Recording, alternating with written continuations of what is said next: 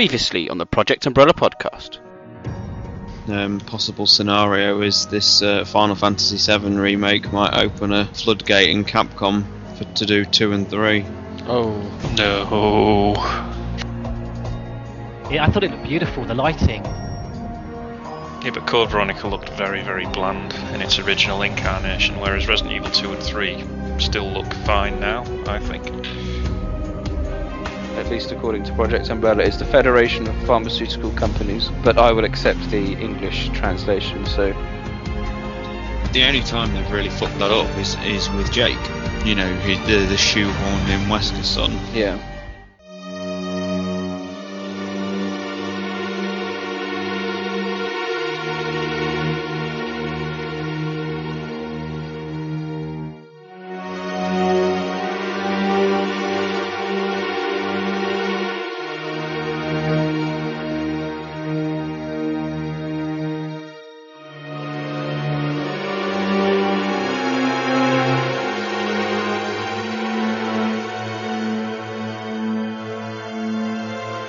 Project Umbrella.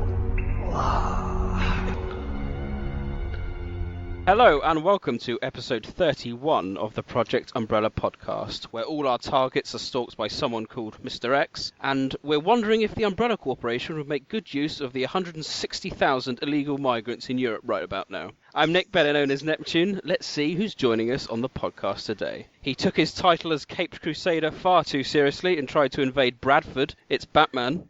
Hello. He has one muscular arm bigger than the other. For all that practice, it's Stars Tyrant. Hello. Not brains, but sheep, as the undead would say in New Zealand. It's Romby. Hello. George Trevor by name, or at least that's what he keeps telling his doctor. It's George Trevor. Hi there. Coming up on this podcast, we have a lot of news, gentlemen. We have a lot of news to get through. We will have a tiny bit of site news as well as the end. And we have two main discussions. We've got a sub-discussion of Resident Evil 0 HD, which has recently been announced as part of this Origins HD collection. And then our main discussion of the evening will be surrounding the recently announced Resident Evil 2 remake.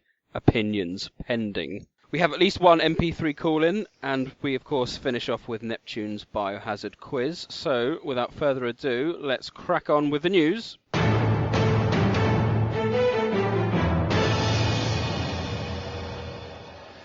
So the first bit of news, obviously, is the Resident Evil 2 announcement. We won't talk about too much of it now, because we're going to have a whole session over it. So just to forewarn everyone, that's what the main discussion is. But is everyone fairly happy? You know, did we see it coming? I didn't, to be honest, because I thought they've experimented with Dark Side Chronicles and Operation Raccoon City, and that had put paid to any potential remake. I can't describe how venomously against the idea I am. You're going to have to. Yes. Well, we'll get into that in the main bulk. We shall. And the second game announcement is Biohazard Origins Collection. As mentioned just a moment ago, that's a retail package version of both the wonderful Remake HD and the soon-to-be-released Zero HD remake on the same disc. This is a worldwide release on January the 19th, 2016, and again we'll get to people's views on that. At the moment, only been announced for the PlayStation 4 and the Xbox One. Now, this is the sort of news I like, gentlemen. This is good news. To be able to have the remake, particularly on the PS4 on disc, is very nice. If you like having the tangible object like I do, as opposed to digital, fantastic news. Always. It's still not quite the definitive version because the PC wins that with the audio issues corrected through modding, but other than that, it is the best. So, as I said, we'll get to that in a minute. So the first bit of actual news, Capcom are collaborating again with Universal Studios Japan to release yet another version of one of their escape rooms. It's Biohazard The Escape 2. I'm not sure if anyone's had the pleasure of going to the first one, but a second one is due, and that will be running from the 15th of January 2016 until the 26th of June.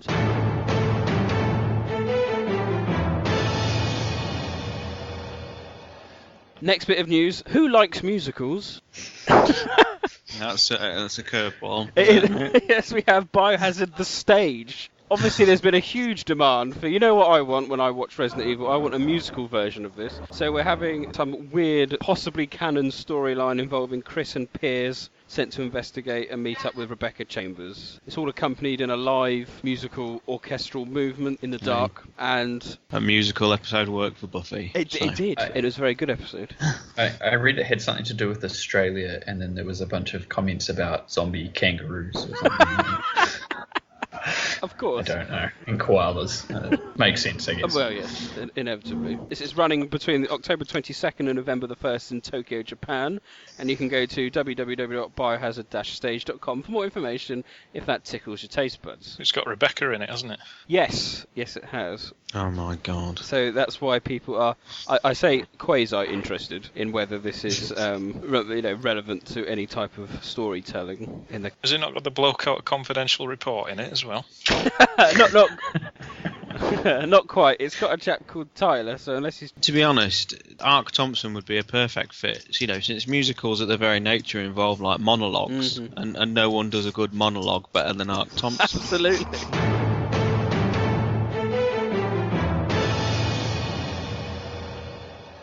More news concerning Biohazard 7. Now, I'm not sure if anyone saw this. I had a good look. The alleged concept art, should we say, of Biohazard 7 has been released. This was on NeoGAF. The stuff with the Nazi-esque themes. There was certainly a Nazi-esque theme, wasn't there, with all the colours and all the symbolism, very reminiscent of... I'm not doing the standards of the art sort of disservice, but I thought that was fan art. I didn't realise it was 100% official for RE7. I mean, even if it's concept, it's just concept. That's basically what it comes to. It'd be more interesting if it is true, because it's like this idea that maybe something is being potentially more outsourced out of their usual channels. I mean, they do outsource art sometimes for other games, but to do it at like a Western kind of developer, could be a company there has pitched an idea. It did look a bit like Natalie Corder, and it kind of had that vibe going on. And it's interesting, it has been removed by the chap who did it, or posted it. So whether it was designed just to get people excited, to remind people that Biohazard 7 is coming, I don't know. So did anyone have any other thing they wanted to mention about these concept art? Any views? I don't think there's a lot you can take from it, really. I'm not even convinced that it's Chris and a female character in it. Because some people are saying it's Chris and Jill. But then if you look, the girl's wearing like cowboy boots, which, a lot of people think, it could be Claire instead. And the male certainly wasn't pumped up. It wasn't Chris Steroid Redfield that we know. No, so I don't really think there's a lot. And I don't, has it been 100% confirmed to be official, or is it just a bit of speculation and crossing the dots? We shall see.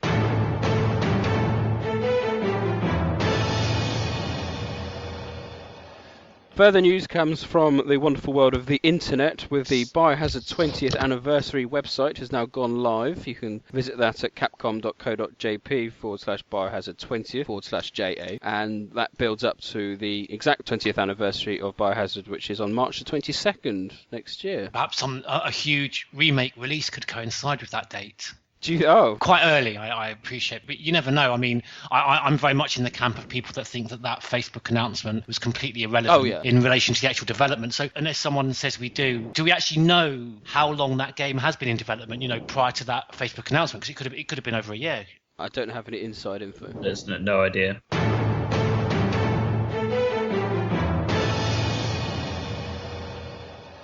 The turning point for the series has been released at the Has it really? Game Show. Explain, elaborate further, please, Star Tyrant. Oh no, we're going to get into it in a bit, and then I'll tell you how much I'm really excited. It doesn't have announced title. It doesn't have the name. It doesn't have the name in it, though. Have you noticed? I'd say for everyone that's unaware, the last bit of news anyway, we're not going to dwell too much on this, is the recently announced Biohazard Umbrella Corps. Well, no, it's not. No, wait. Can I correct you? Not Biohazard. Umbrella Corps. In the West. Because I've gone through the press. In the Asian market, it's going to have the Biohazard branding. Oh, I was in my little world of denial. I must say, someone in Capcom has geniusly named this title, because Umbrella Corps just really does imply it is dead on arrival, doesn't it? It's just when you think, and I embarrassingly said in a previous podcast, this is a year of healing, and Capcom can just remind me in one go, we can just go right back to where we fucking were this time last year. And the year before.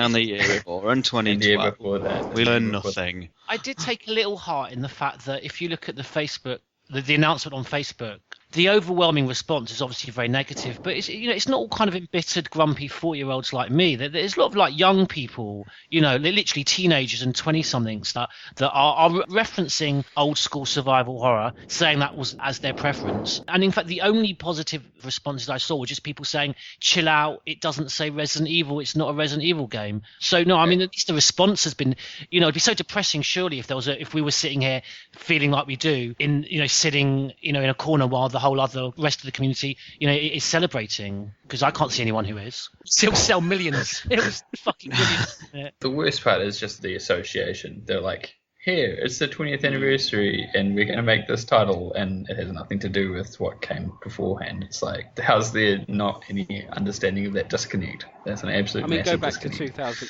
2000. Go back to 2001 when it was the 5th anniversary. You got Code Veronica X, you got Wesker's Report, you got loads of packs. Was it the 5th? Yeah, it was the 5th. It was kind of interesting because at that time it didn't feel like much of a celebration either. By then 4 was supposed to have come out, and then that got delayed, and kind of the re-release of Code Veronica was supposed to kind of make it. Didn't they announce the remake as part of the 5th anniversary celebrations? No, that came, it was during the year, but it wasn't associated. It was in September 2001. I mean, you see the trailer, it was just a mindfuck of boredom. Have you seen the gameplay footage released today? Like, the animation for the walk-in is so bad, it just looks literally like you're just sliding along a conveyor. It's just, it's woeful.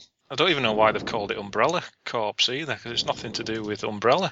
It can't, as a title. I mean, you see the logos all over the place, but it's set in the modern day. It's like, well, hang on, wait, the company stopped existing like 8, 9, 10, 11 years earlier, depending on when it's set. Like, how do they still exist? What is the relevance? I don't... Can we hold it in any light that it is a complete spin-off with no relevance? It's completely non-canon entry. Well, I would say in some ways that is even more insulting, because it means like precious resources are just being completely wasted on something that the community has just about written off already. And Capcom are going to be going into the next few months continuing to waste resources when they could be doing all sorts of cool stuff. In fairness, though, there might be. I mean, this is just a budget, digital-only PS4 title, so I'm sure they're working on other stuff. But I would sooner see all the money that's being spent on this game just like do a bloody upscaled port release of Outbreak, and have the online actually all up and running. Sure that the cost of a server and a quick upscale would be cheaper than this fully fledged digital title that they're releasing. I'm kind of at a loss a bit because, we're so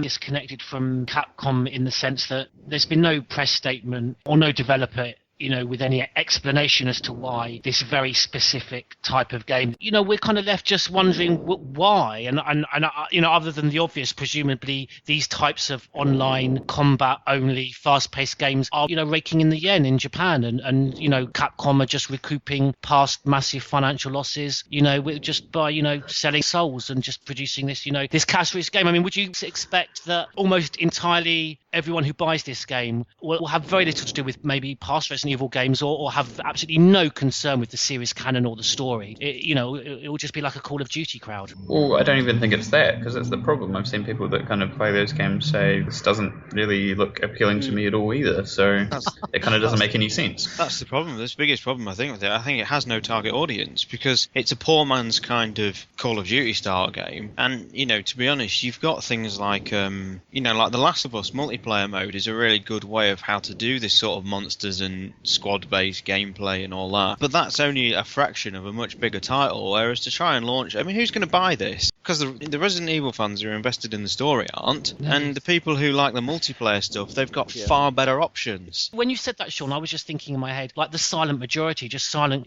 guys of a certain age in their just rooms on their laptops, just playing this for 6 hours a day, playing this game. What's its USP? What's going to get people playing it when, as you said, there's much better options? If you're into shooters, which I'm not, but if there are going to be people, why would they want to play this? Particularly with them scrubbing the name off certain territories. You know, like at least Operation Raccoon City had the name to sort of carry it. And, you know, in the Raccoon City thing, the whole Raccoon City aspect, even if the city was represented very badly in the game, it still gave people the sort of feeling that, oh, you know, cool, I'm going to be with a squad battling zombies in Raccoon City, you know. And whereas, what draw is this? It's just, oh my God, it's just, you know, even through some of like the worst decisions that come out of Hollywood, for example, you can always sort of sometimes see that, you know, there's been an exec in a studio somewhere thinking, I've got a really good idea. We'll do a Han Solo origin film because we can, you know, use the name of Han Solo to sell the product. Whereas this, it's just, there's no unique selling point. It's not even relying on the IP. It's just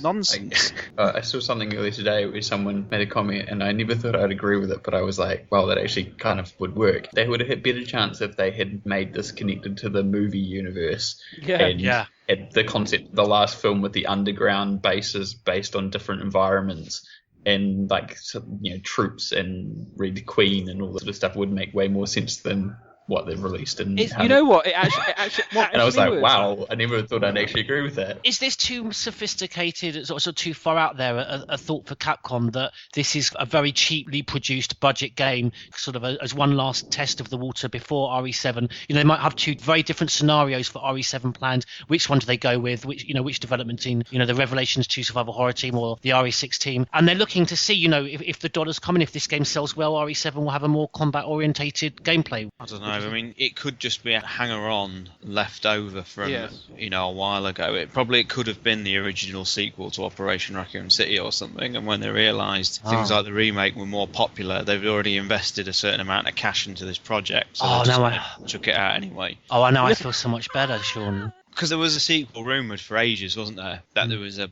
sequel to Operation Raccoon City, and I think it's fairly obvious that this is it. Well, there was discussion about the company that made the first one starting work on the second one pretty much straight away, but then that got scuttled pretty quick. But I don't know if that was supposed to be in-house or not. Like, they decided to scuttle it because they were planning on doing it themselves instead of outsourcing it again. There was also another game that was rumoured to be coming on Wii U called Resident Evil BioOps. That was it. Yeah, and that never saw the light of day, so I wonder if, as you said, this is all remnants from a yesteryear that they feel we may as well release it because it'll cost us too much not to. I think it's interesting point about the future direction still. I mean, I came to the realization, you think about it in terms, like as far as this 20th anniversary goes, and the modern series, if you say it started at 4, like the way the games have kind of evolved, that's more than 10 years from that. I mean, the traditional series only lasted just short of 9 years. So with modern, fast-paced, more action for more than a decade, it's kind of a scary thought.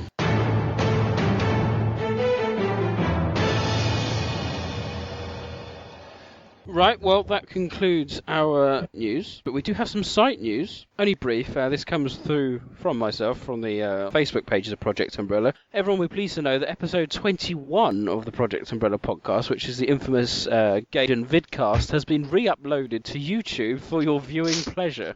Once more, you can relive the experience of going to Bristol and meeting George Trevor face to face. It's something that will live forever with us. So yes, if you want to see George Trevor, myself and Batman in the flesh, you can relive episode 21, which caused a lot of controversy at the time. We've uploaded that to YouTube, and I've also uploaded episode 0 of the first series of the Project Umbrella podcast, so you can kind of listen/watch that if you so wish. Also, it is available on the Project Umbrella website. I may, as time goes on, just continue to upload some of the classic episodes for everyone. Is there any? Well, I say classic with inverted commas. Classic in the sense that they're old, not necessarily for quality. We'll let you listeners be the judge of that. So that does conclude all the news. So we'll now move on to our secondary discussion, our sub-discussion, if you like, of the announcement of Biohazard Zero HD.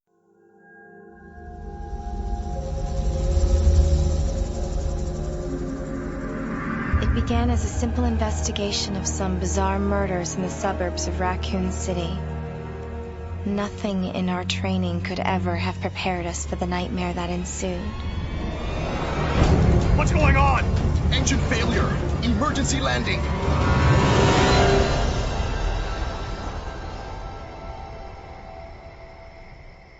A train?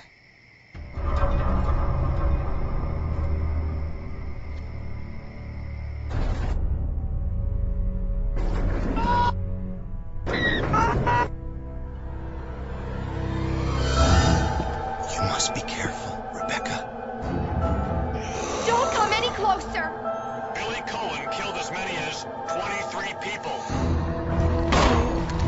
Who's controlling the train?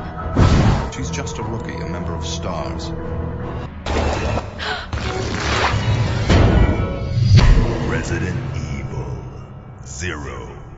So, as everyone knows, the Origins game and Zero HD has been announced, and we've had a little tidbit of information. I think we should go straight on and knuckle down with Wesker mode. And yes, to get that out of the way, then we can have a quick hope for Zero HD. Inevitably, I suspect, when it is released next year, we will have a main podcast on it, because there'll be lots to talk about on whether they make any improvements to the game overall and accessibility and things like that. So this is just a short discussion, if you like, on what we've seen so far. So we'll start with Wesker mode. We'll start with Romby.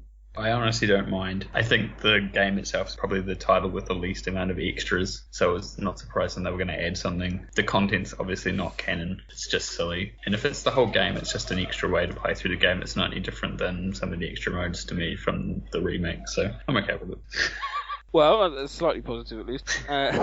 Batman? I don't know. I think it's a bit daft, but like Romby said, it's fairly harmless, isn't it? But obviously they've put a little bit of effort into it, because it sounds like they've hired DC Douglas as well. So I don't see why they couldn't have potentially tried to do something with like the beginning scenario out of Umbrella Chronicles instead. Oh yeah, they could have done a miniature remake. That'd have been fantastic. And I don't understand why it has to be the RE5 Wesker. I don't know. Because he says he's powered by Ouroboros, but there's no Ouroboros features in him. He's now got laser eye vision. Star's turn.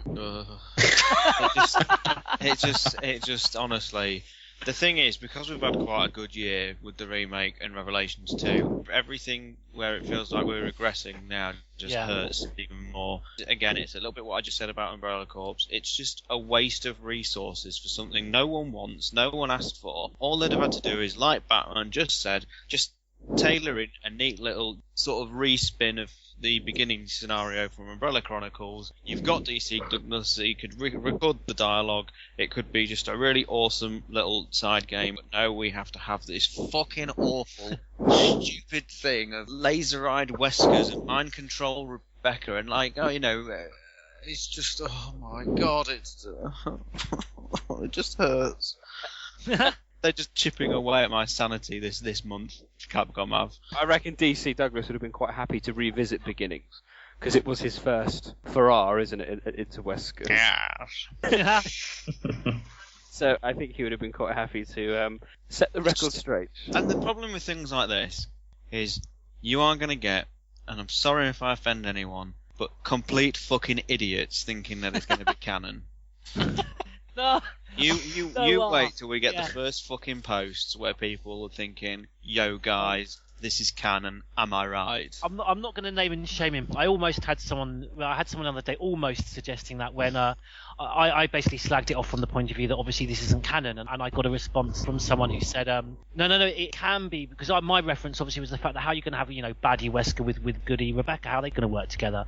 And it was, oh no, it's fine because Rebecca's controlled in the same way Jill was. So contextually it works fine because he's got to under mind control. It's set in the training facility. It's just a costume change, isn't it? It's really effectively the same as going through the game with a different costume on. And extra power abilities. I was going to say it'd be interesting because he's got like his super speed, hasn't he? And it'd be interesting to see how that works with the camera angles. Because do we know, is it going to be exactly the same route? So he's effectively just taking over the Billy role.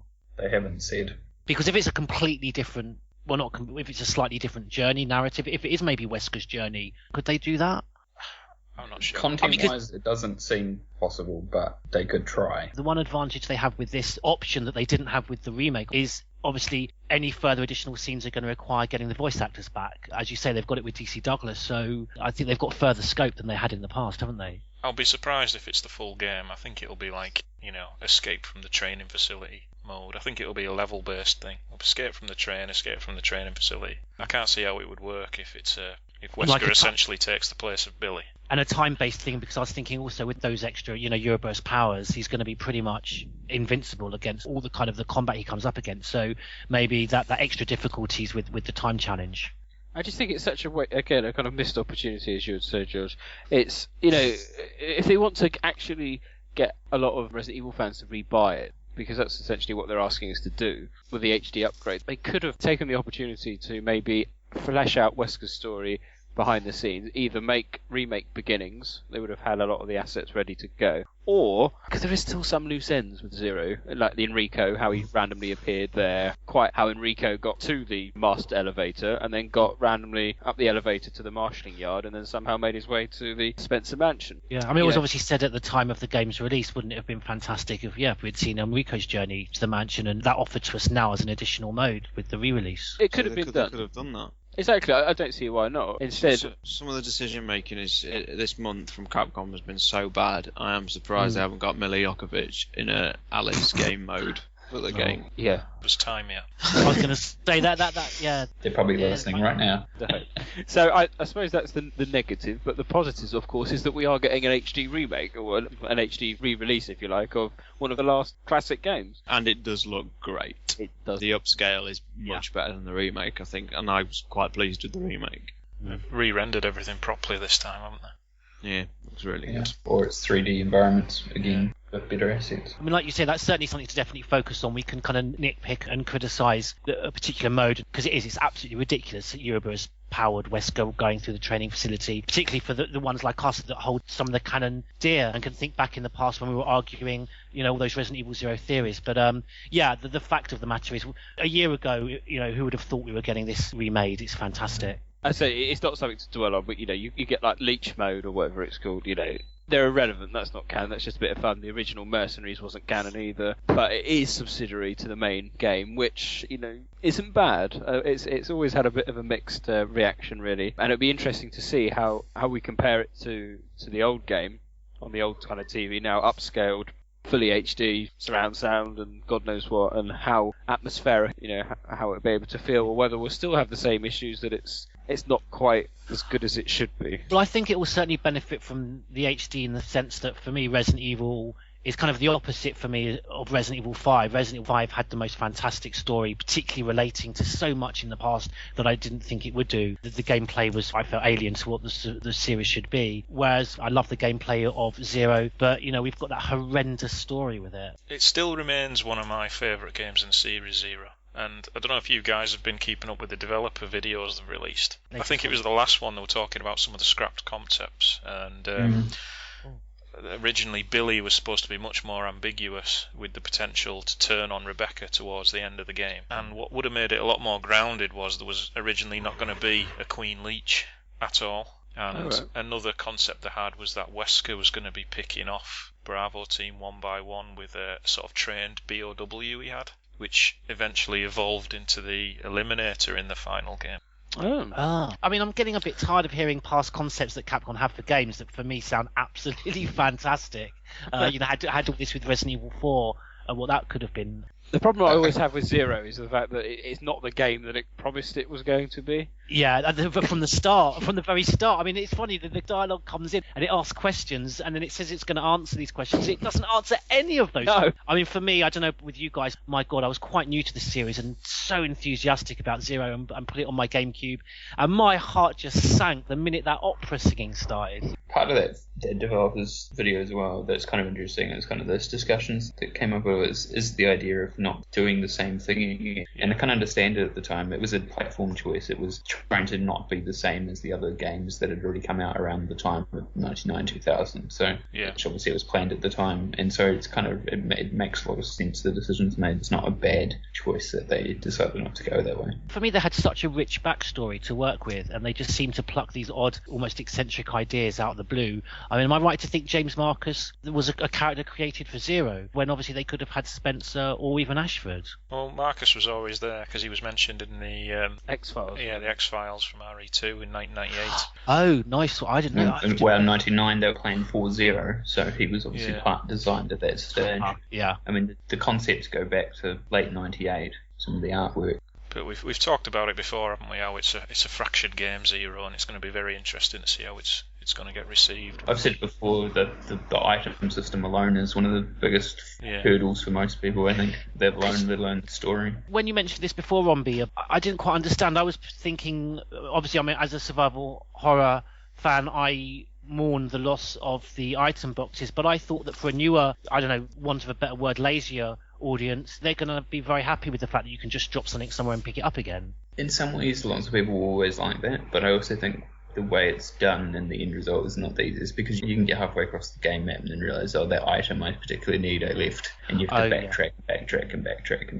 It kind of almost needed a system where you couldn't progress too far past a certain building or a certain section without having the key items you needed. Even if the game had to prompt you to take them, it probably would have been a better system, unfortunately. That kind of may lead to a lot of frustration for some people going, oh, it's such a clunky system. I kind of would rather have the item boxes, at least I could just go to the closest item box and pull it out. But overall, I can't wait for it. I still maintain the train section's one of the best levels, if you like, in the entire series. And the training facility is just dripping with atmosphere. You know, the locations might not be as memorable as the likes of the mansion and Raccoon City, but I think they're far more atmospheric. You know, the church, the lake, the little details you find in everything. You know, I can't wait to go through it again. Did anyone see that video, I think, where they compared the Zero N64 cutscenes? That's cool. That was quite awesome, wasn't it? They had, they showed the scenes of her on the train. They compared it to what it was at the end. I thought that was quite nice, and I do like the N64 version. Did it ever get any kind of release? No, they did the whole train section, from my understanding, and then started planning what they were doing next, and then just restarted. I thought one of these developer videos might end up explaining what was the final decision, because there are rumours, depending on who you listen to, as to whether or not it needed the disk drive add-on that was going to be released and didn't get released, and that may have been the final. Oh yes, the N64 DD. Because the cart for Resident Evil 2 was really ambitious, and the company that did it, which is now Rockstar San Diego, it was Angel Studios, had to develop a whole bunch of new algorithms to be able to fit all the audio and video data, and they created their own video codecs and everything. It's ridiculous. And so if Capcom had wanted to use those for another game, they would have had to have licensed them or purchased them, but they didn't in the end, obviously. Because it's always a disappointment that you've never seen anything of the training facility, what it would have looked like in the N64 version. I don't know if it's on one of those videos or not, but I've seen something recently where they said they got halfway through the training facility when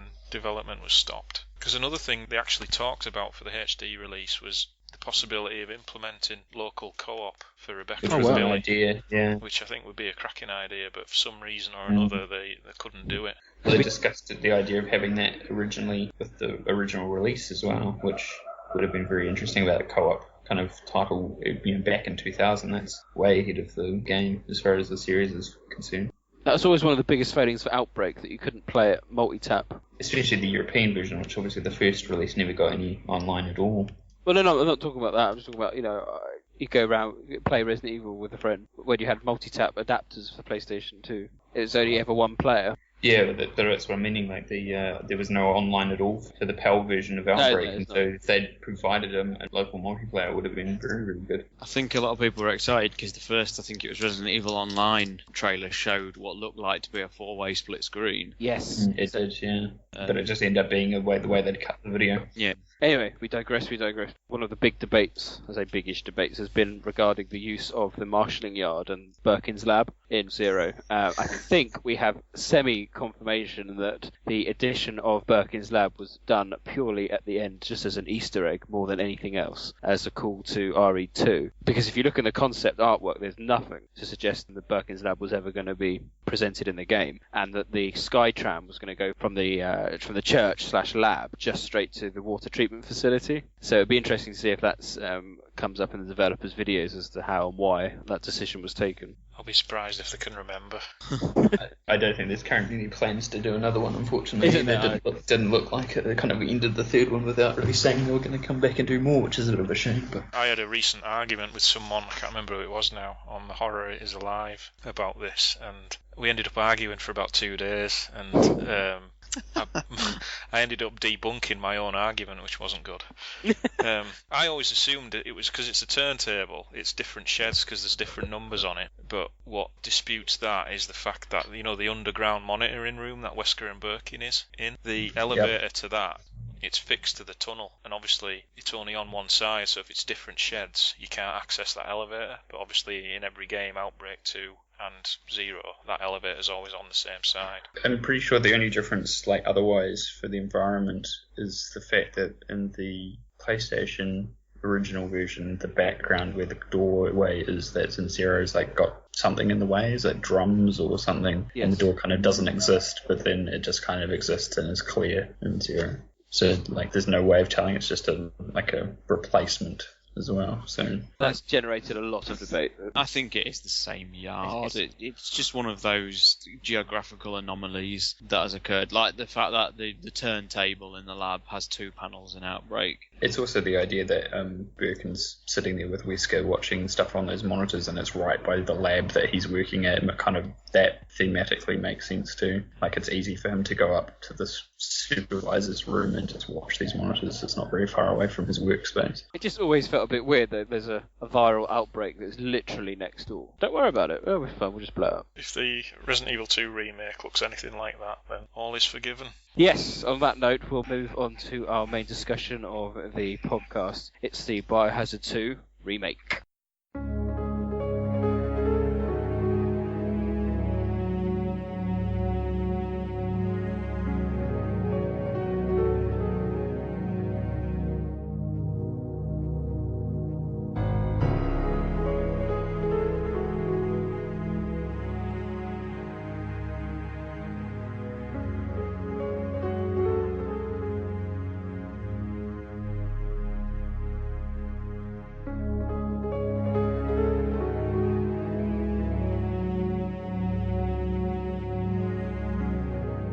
So who would have thunk it? After all this time, speculation has been rife ever since I think the first remake was made, but we are now having a Biohazard 2 remake, which was announced fairly unceremoniously on Facebook a couple of weeks ago with this rather unconvincing video that someone has listened to all the fans' views and taken it. He's presented a package of some sort, taken it to Capcom HQ, and they've gone, yes, brilliant idea, why didn't we think of it before? So that's happening, so I'm interested to know what everyone's views are briefly at first as to what a remake of possibly the best Resident Evil game is going to entail. Hold on to your hats. Let's start with Stars Tyrant.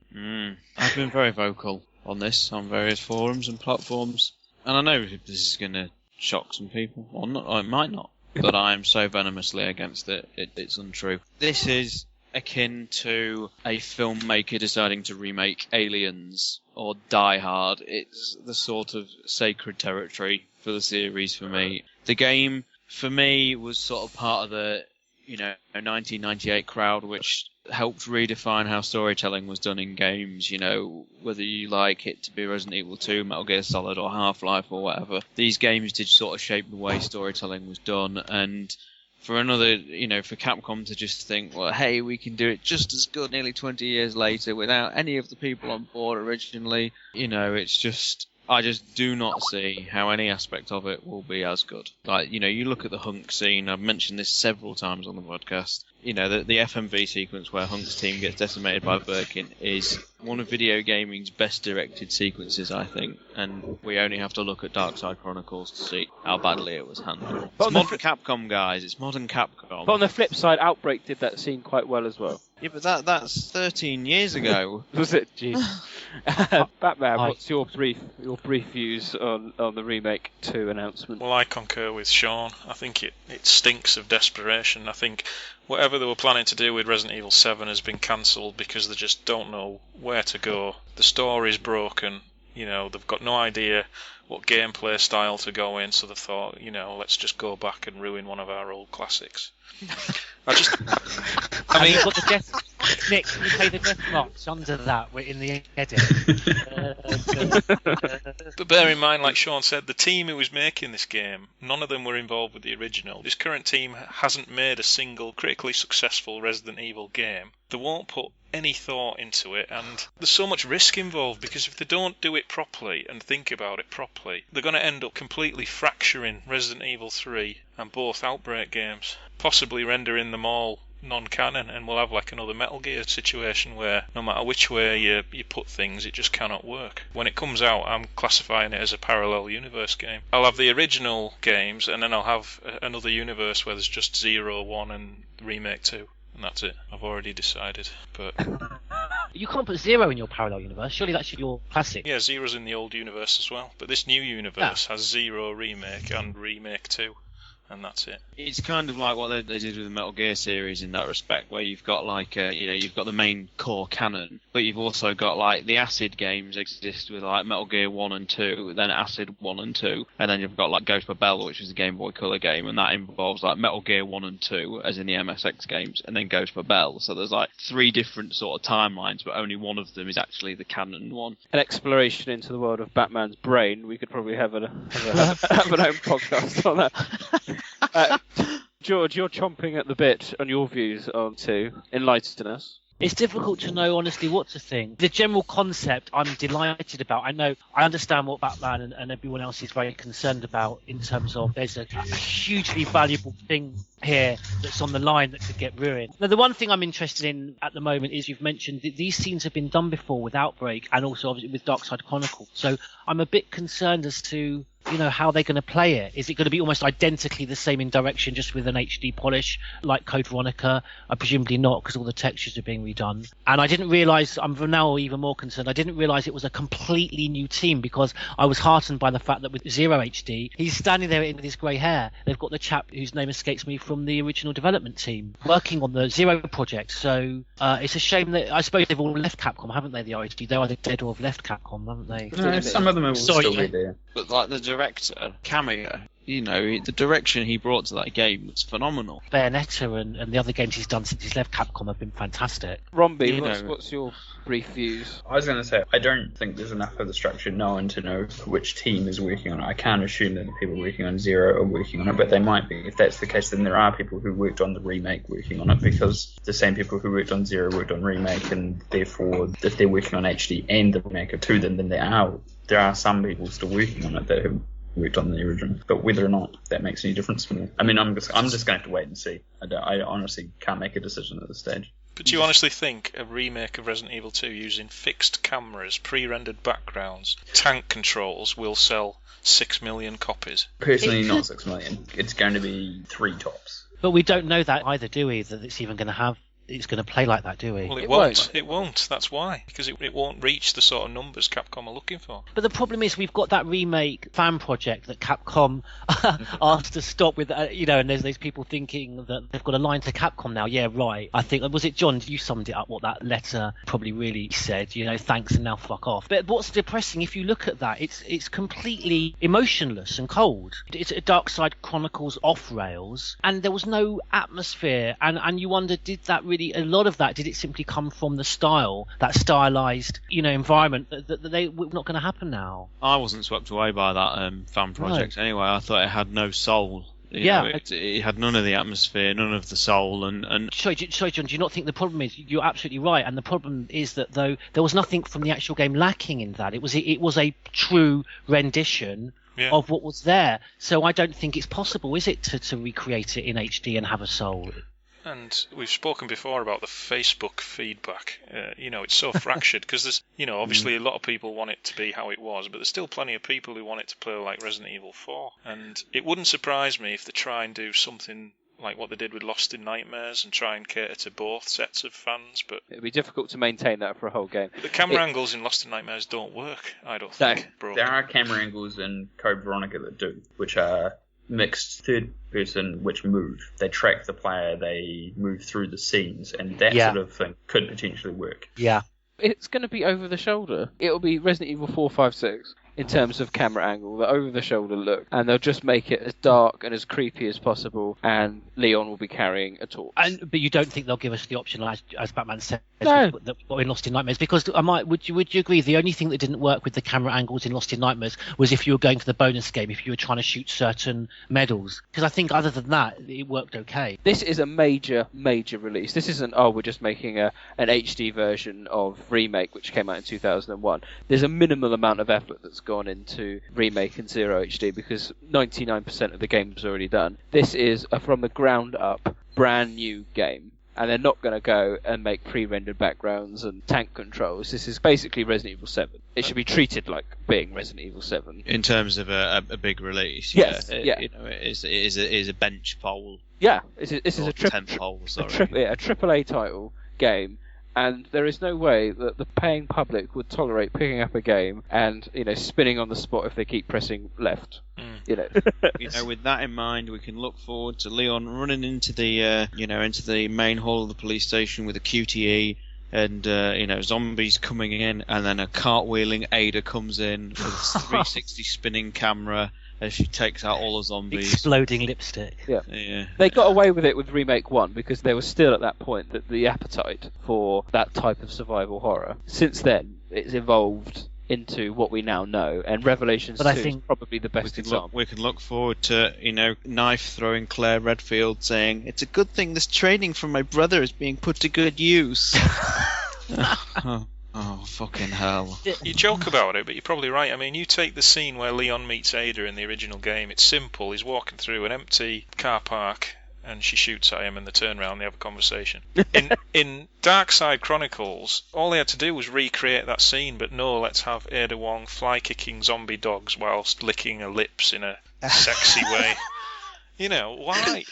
Oh. This is what I'm worried about. They're going to put all kinds of shit. Can we hope that it'll be somewhere between the two? Then it's that they realise how ridiculous that version was. Yeah, that's what I'm hoping. A lot of the shit was kind of got out of the way with Dark Side Chronicles, and they're going to look back on that. I don't know. No, but you've got to think there's probably people in Capcom who think the Ada from Resident Evil 2 is far too conservative. But that's the beauty of her character. And they'll go, well, this is a great opportunity to make her into the Resident Evil 4 character that everyone loves. Yeah. Do they? And I just worry that everything's just going to be just a cliched stereotype. Like, I know Irons is quite in your face in the main game anyway, but I just think it's just going to be a pantomime villain now. Can I just ask, Batman says, and it's a common argument, that fixed camera angles, third person, is not going to sell. But is there, is there actual proof in terms of, when was the last true fixed camera third person release? Can we can you count Remake HD in the sense that, that didn't even sell 2 million because that was a remake, but a brand new,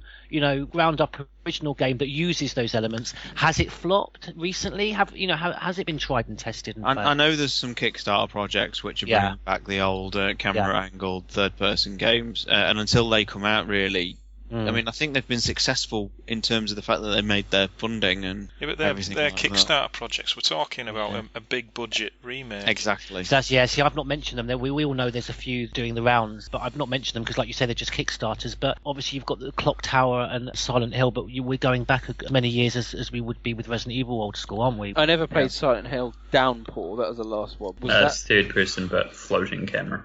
Behind. Oh, so okay. Like the most recent Silent Hill thing, which was PT, and I know that wasn't exactly a fully fledged Silent Hill title. That was amazing, and that was first person. I just don't see how it can work, because if you imagine when they released the first in-game screenshot and it's Leon over the shoulder, immediately you've alienated half your audience. So could it not be that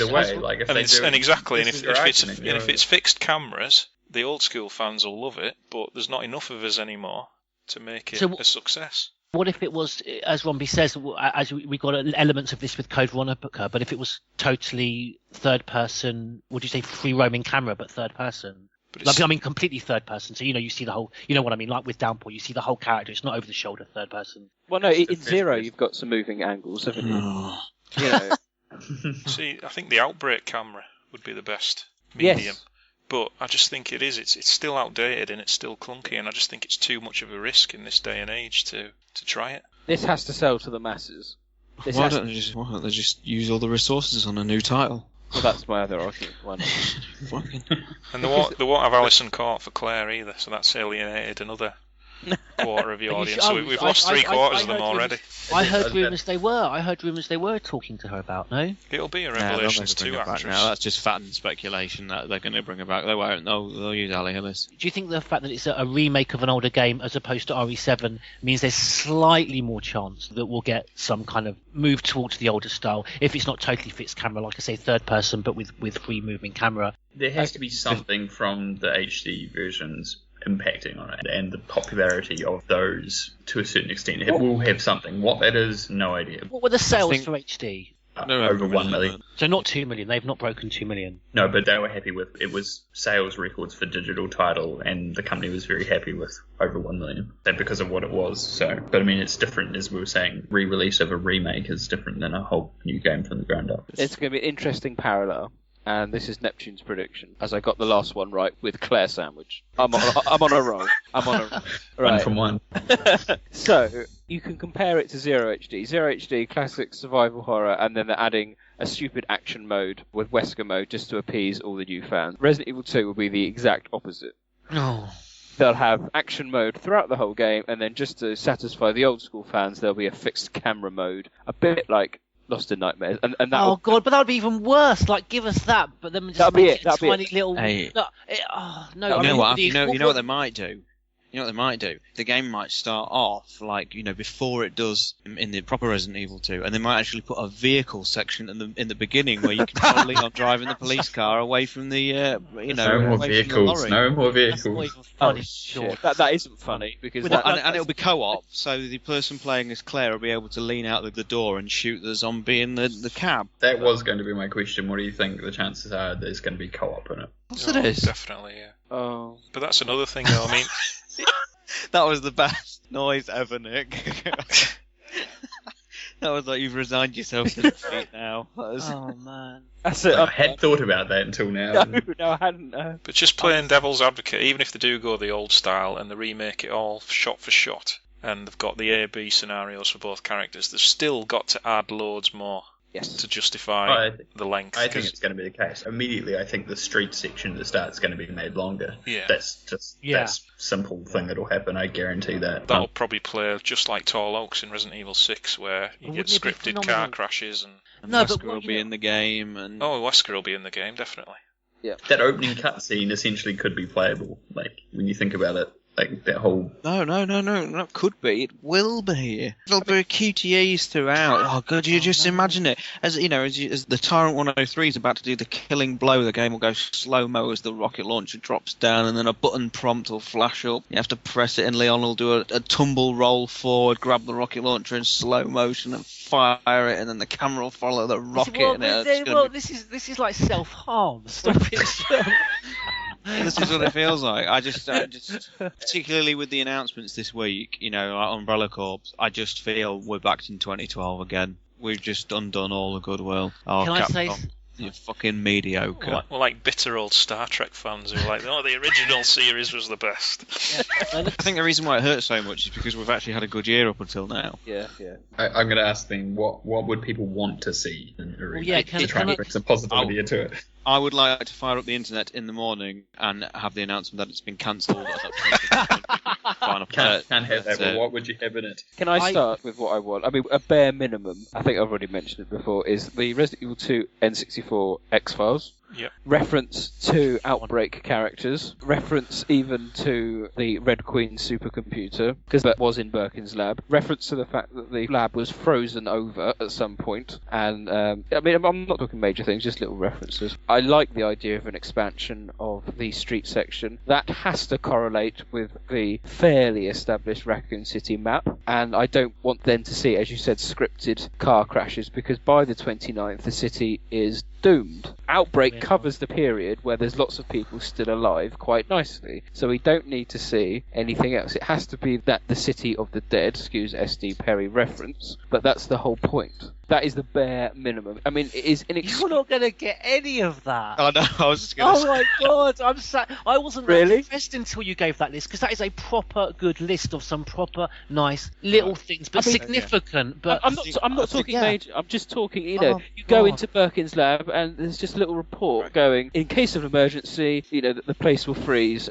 Providing our hunters aren't escaping, there's not a problem. I think we need to face facts that they are not even going to look up the Wikipedia page of Outbreak as a resource for the design of this game. They were not going to take into any aspect of that game's design or timeline. This is why I'm really worried about it, because if they don't think about these details, they run the risk of completely alienating the Outbreak games and Resident Evil 3. They might just add things without thinking about it, like they might have a couple of surviving police officers at the start. Or add one or two things. And I felt okay until I came on this podcast. If they made the remake shot for shot, then no harm done. But as Batman says, if they do little things here, there, if they decide to keep Marvin alive for a bit longer, no. Can I say something positive? Well, what if we're talking about the beginning, the very opening section, the section we had in Revelations 2, outside in the forest, that kind of gave the feeling of open world. I think Sean mentioned, I think he quite liked that area when you were doing the stealth. And what if it did resemble, to a certain extent, obviously we're not going to get shop by shop exactly the same named outlets. We'll get a Kendo's gun shop and stuff. But, the beginning section, sort of an open world, survival, kind of like there's another game when you go out during the daytime, you just go out and scavenge and try and get things to survive. In the nighttime you're hunted, but kind of like that, so kind of open world and having to survive on the streets of Raccoon City. But then it won't correlate with the map of Resident Evil 3 no, straight away. It's there. You've got more free roaming. Obviously there's still the destination of the RPD, but maybe you have to get a key to open it, and that's somewhere else. So the things that aren't canon related are just specifically where the items are placed, but the general narrative is canon, and the same characters will do the same things in the same places, but just in order to access the RPD, there'll be that free roaming stage at the beginning through the streets of Raccoon City. Yeah, but I'll retract everything I said about that now. They sort of tried that in Resident Evil 6, but at the end of the day, you're still forced down the same path from A to B with just a load of scripted things that force you to take detours down back alleyways and stuff. They won't even put the smashed window. They won't even think about it. They won't, exactly, because that means they have to research Resident Evil 3, and unless they're actually going to use the opportunity to make it like Resident Evil, The Raccoon City Chronicles, they're not going to combine the two titles. They're not going to take into account Resident Evil 3's timeline. The entire thing is doomed to fail. Has anyone sort of given thought to where RE3HD now stands in relation to this coming out? And do you think that that's sort of in the works, in the sidelines, waiting to see what happens with this one? I think it is, yeah. I think they're working on them both at the same time. Or at least in that plan there'll be discussions about what they'll do next. Even if they do a shot-for-shot remake, has anybody seen, like, the Gus Van Sant Psycho remake? Awful. Because that is a shot-for-shot remake of the original, and it's diabolical. In every way it's awful. I haven't seen that. Does it suffer similarly to that fan project we saw that was, kind of identical but very soulless? Yeah, essentially, yeah. But it missed the point, and it was completely pointless at the same time. But the thing is, they added things to the original remake in a masterful way, but you've got to think it was a lot easier because the mansion incident was sort of very isolated. This was before the years of Umbrella Chronicles and stuff, so they could pretty much add what they wanted without worrying about retcons and canonicity issues. But Resident Evil, a lot of that stuff anyway was stuff that was originally in the game plan, and never got made as well. But Resident Evil 2 is right in the middle of this massive, tangled web of stories that spew out of the Raccoon City thing, and like I keep saying, if they don't think about it properly, and they're gonna ruin the whole thing. And this is the problem. They've done Dark Side Chronicles, and they couldn't really be bothered that much with some aspects of of the maps and the layout. And Operation Raccoon City, curse its word. There was no attempt to even think, perhaps we should use the original assets. No. Well, not the original assets, the layout of Birkin's lab. Oh no, we'll make the movie lab, basically. Capcom obviously think we're dead fickle as fans because they're like, let's change the entire layout of the lab so it doesn't even resemble the original, but we'll still call it Birkin's lab, and they'll be happy with that. What they're going to do with the police station? Are they going to keep it an art museum style, or they're going to take feedback into account and say, well, it doesn't look like a police station, so let's make it more like 1.5 and completely change it all? It scares the shit out of me, really. Yeah, it is. In the one sense, it is like Romby said, it's very early. It's hard to gauge what's going to happen. But I just think, my negativity. Pardon me for finding the glass half empty in this case, but I see no good coming out of this project at all.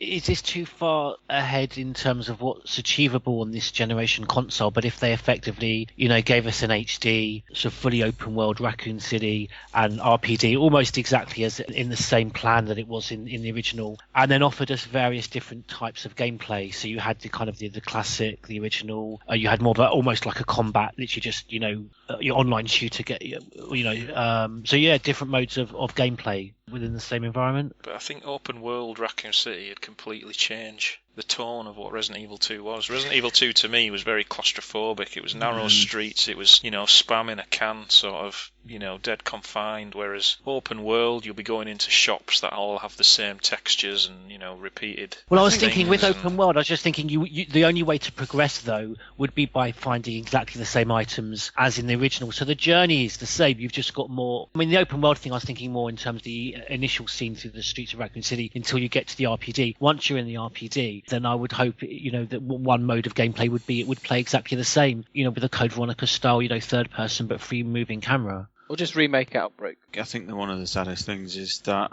I'm still one of the people that finds Resident Evil 2, near enough perfect. I can look past the visuals, and accept the fact that they were made nearly 20 years ago. Unfortunately, we live in a world where people class things like Raiders of the Lost Ark as dated. Oh. And that's why these fucking kind of things happen. That's true.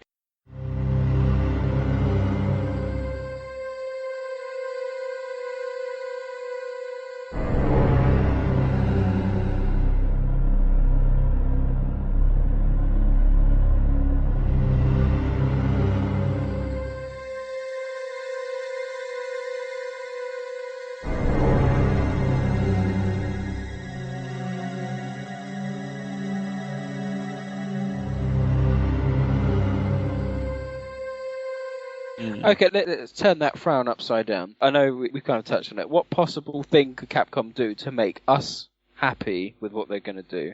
Is there anything they could show? What would the first screenshot and the first trailer show to make us go, you know what, I can't bloody wait for this?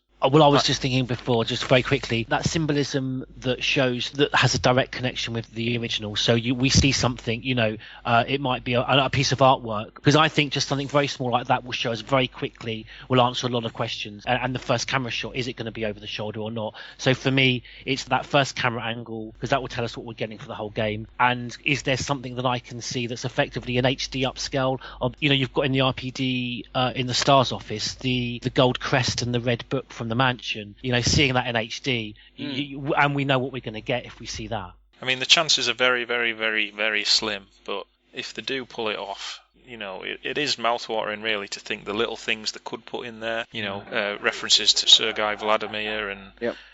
Derek Simmons being the high-ranking US official that Birkin was negotiating with. That led to Hunk's team being sent in to kill him and all that. There is lots of nice little story nuggets they could put in there just to tie everything nicely together, but I just don't have the faith in them that they're going to do it. But we know they've done something with Revelations 2. What have they done, though? Well, there's lots of nuggets. Clearly, when they're doing Revelations 2, they had a big eye on the past. It's like we're talking about Wesker. I mean, from what we know, Wesker was never in Raccoon City, but he's there lurking in the background, he's in communication with Ada. Wesker's arguably more popular now than he ever was when he was alive. And obviously DC Douglas still likes pimping him out, and I'm certain Capcom are going to find a way to shoehorn him in. Oh, yeah. And we're going to get another beginning-style scenario where Wesker's running around the RPD several hours after Leon and Claire have left. But if that's the worst they do, if that's all we're complaining about, then they've done well. Yeah, but that'll just be one of hundreds of things. No, imagine if in the morning you read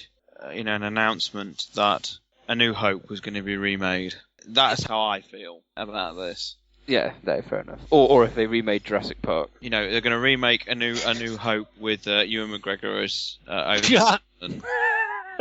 Because he's a bit older now, he can play it, and he can play a good Alec Guinness. Yeah. And Channing Tatum's going to be Han Solo. Honestly, this is how sacred it is for me. And it goes back to the first response, I think, when it all came out. There wasn't, oh my god, well, from us anyway, there wasn't, oh my god, Resident Evil 2 Remake. The first response I think most people had when they read it was, what's the point? Because as you said, remake A New Hope, what's the point? Remake Empire Strikes Back, what's the bloody point?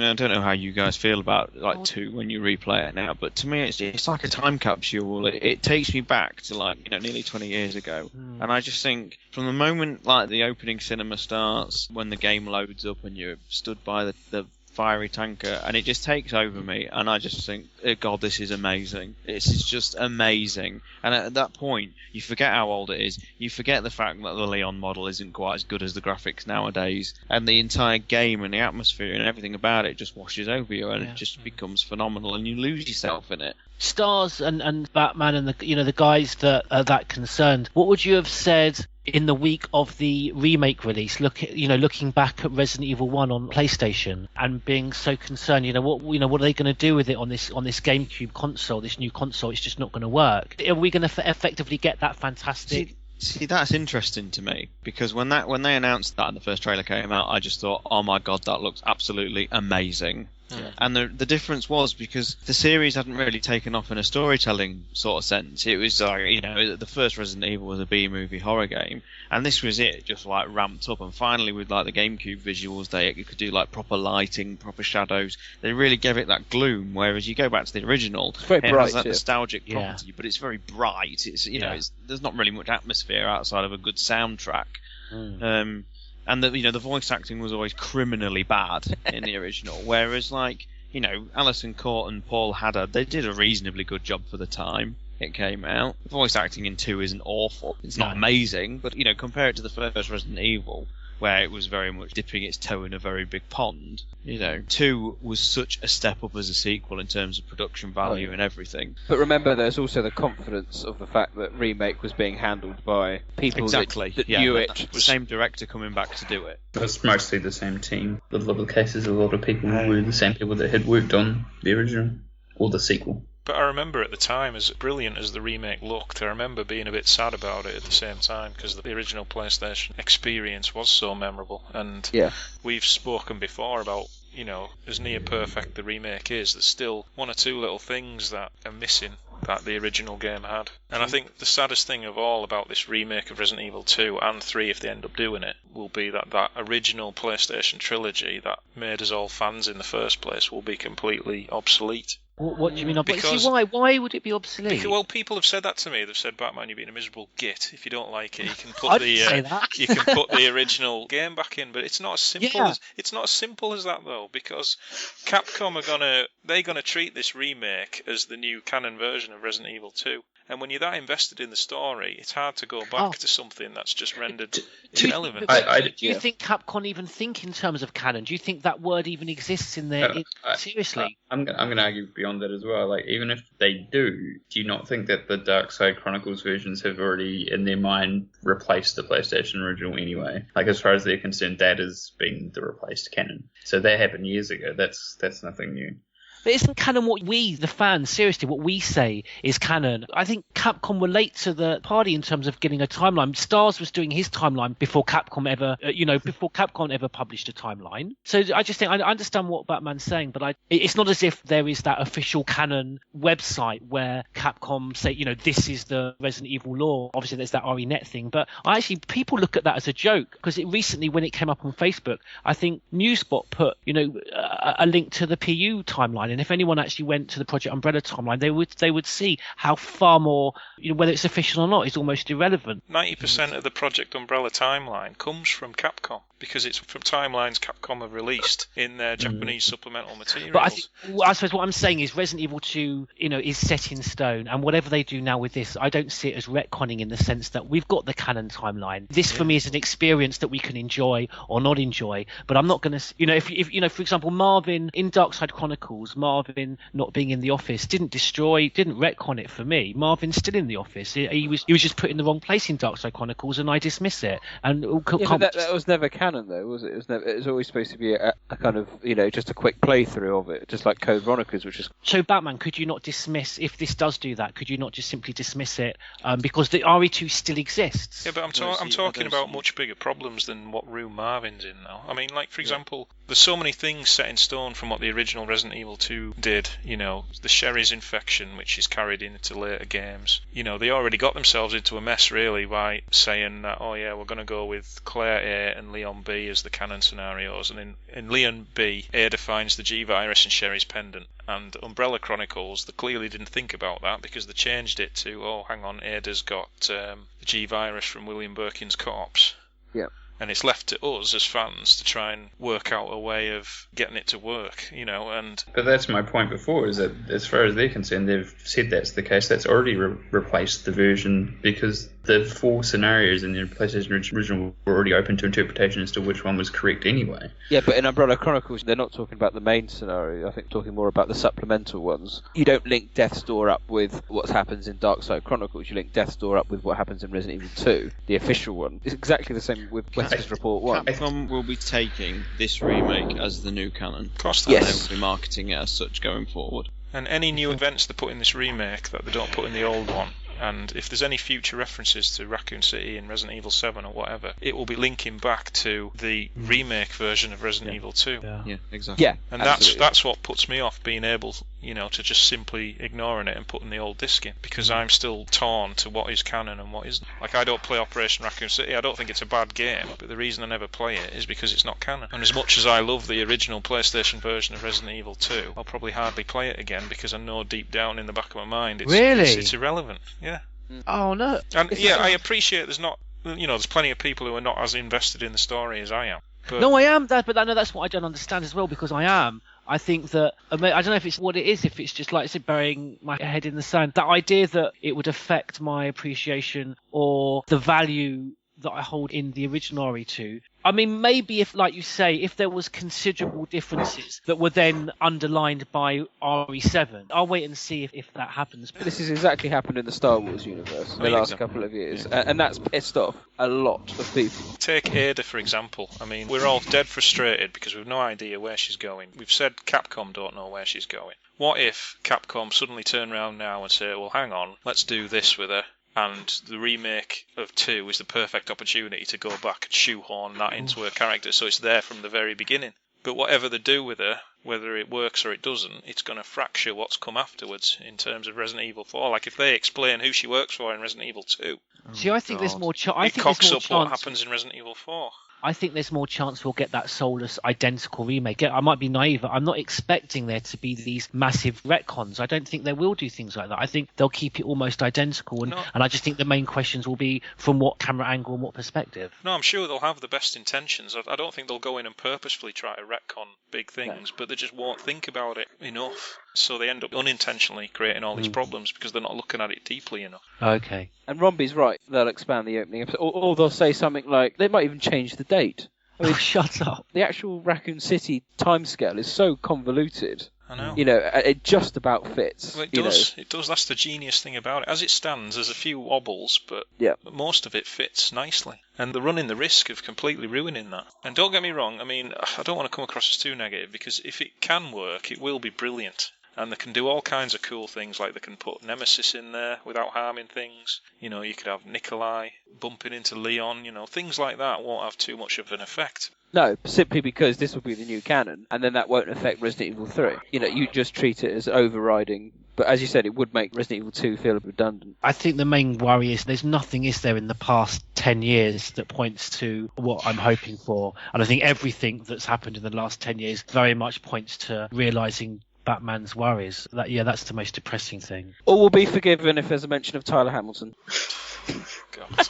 I just think some of my favourite things to do with the series are just not going to be. Like the Tyrant 103 battle is a highlight, the Hunks team versus Birkin's a highlight, and I just don't think they're just going to be anywhere near as good.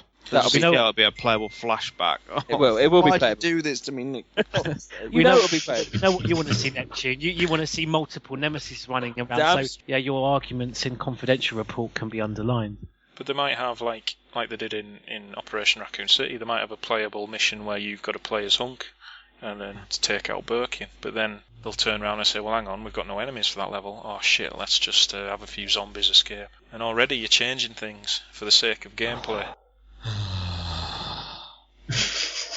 There's loads of story elements surrounding Raccoon City and Resident Evil 2 that isn't actually in the game, like the whole sort of Cold War aspect between the US government and Umbrella. You've got the whole retrieval operation with Birkin with the Special Forces team going in to save him and ending up at the Dead Factory. I know that sort of ties into Resident Evil 3, but those sort of elements can easily be expanded on in this remake. A couple of dead UBCS soldiers around in the streets. They can add good stuff, but again, it works two ways. Like, if you put Derek Simmons in there, just a couple of scenes, give him a cameo, some people will be pleased, and it'll immediately make them like RE6 better because it makes it more relevant. Yep. But on the same time, you've got people who detest RE6 who think, why the hell have you put Derek Simmons in Resident Evil 2? So I can't see any viable way how this game is going to work. Well, that's the point. I mean, Resident Evil 2, as you said, there is this big global thing going on behind the background, but it was always quite detached from what you're playing. You get little hints of it with Brian Irons talking about it and Birkin and the files. Everything seemed quite grandiose compared to what Leon and Claire were going through. just trying to survive, and it just had those hints. And perhaps if they shove it down your face a bit more with, meetings at the headquarters for, what they did in Outbreak about, we need to bomb Raccoon City, get the Angels in, or whatever they were called, it would feel very different to what Resident Evil 2 felt like. Yeah. Because, of course, remember, you forget in Resident Evil 2, the city didn't even blow up. No. You just get out of the train and leave it. So Resident Evil 3 had the more government conspiracy action going on with the US military and the tyrant fight and what Nikolai was up to. Resident Evil 2 never had that. Just think back to the vast annals of all the remakes that have ever been made, and is there a single one that's actually better outside the remake? No. If you just want some more evidence for this, I just see something that's just flashed up on Twitter. The Point Break remake trailer 2 has just come up. God. There you go. Get watching that. Oh, fucking hell.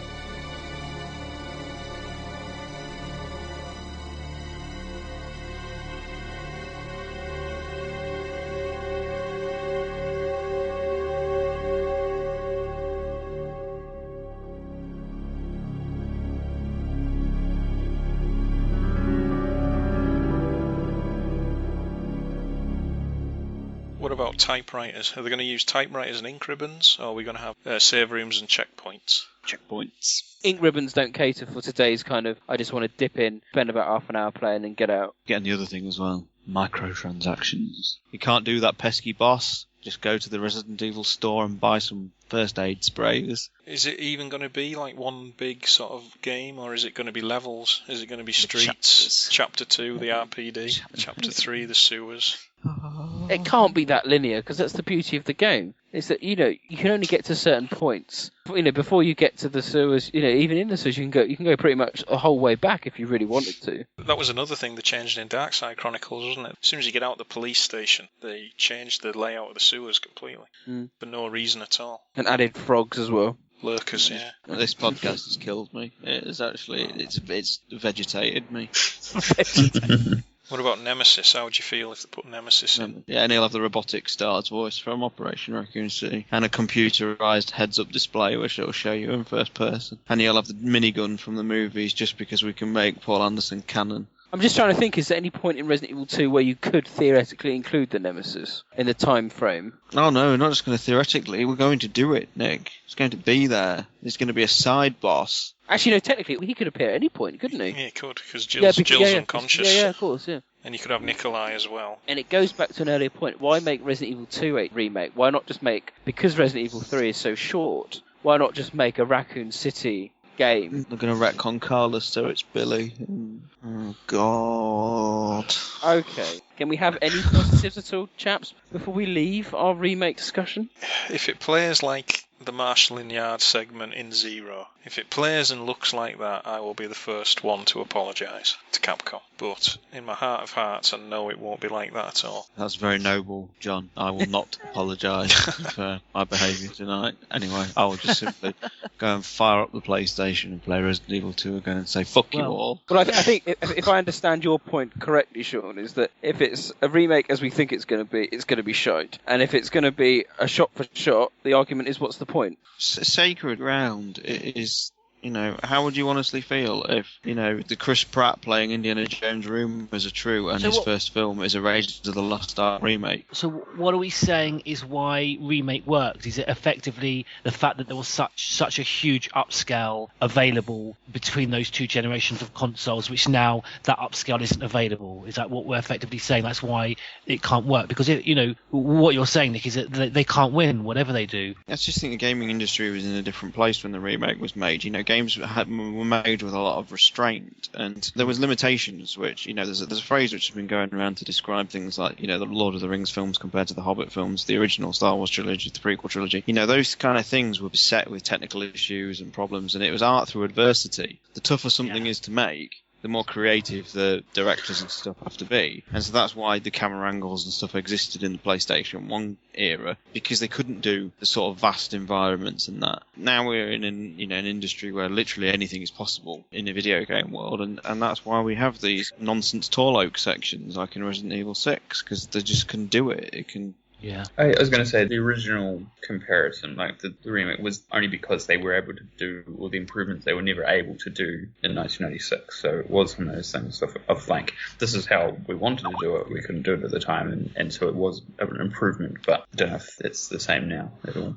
And I think the fundamental difference as well is the first game needed a remake, even after just 5 years. Whereas Resident Evil 2 is nearly 20 years old now, and it still more or less holds up. If the original remake had been successful, like as successful as they'd wanted it to be, and had sold lots and lots more copies in it, and they immediately said we're going to remake 2 for the console then, the GameCube then, what would your reaction be then? Would you have thought it was a silly endeavour still? No, I think I'd have probably been pretty positive about it back then. About what's the changes and how the company is now, that's I think really so, more the yeah, issue. because it's just the direction they've gone in since Resident Evil 4. Because I remember Shinji Mikami saying at the time, well, we're not going to remake 2, 3 and Code Veronica because then Resident Evil 4 will never ever get released. Mm-hmm. But if they'd done it back then, I think it would be a lot more akin to the sort of thing we're wanting compared to what it'll be like when they're doing it in 2016. I just can't see any way it's going to work. It'll probably sell, but I think it'll lose a lot of its magic. Pass me the gun, Sean.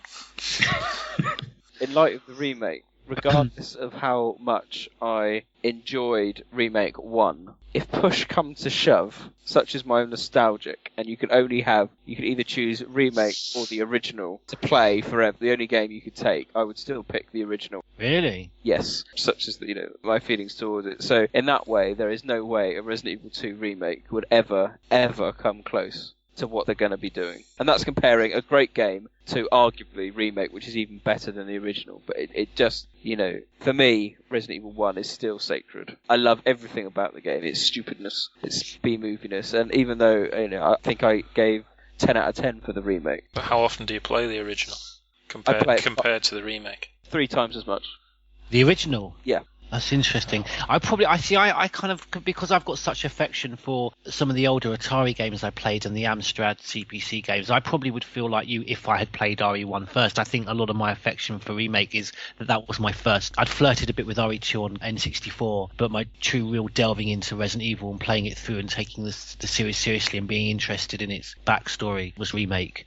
On that cataclysmic bombshell, then, we can end our discussion, but we can bring forward Vito, who has done my God. Turn the volume down.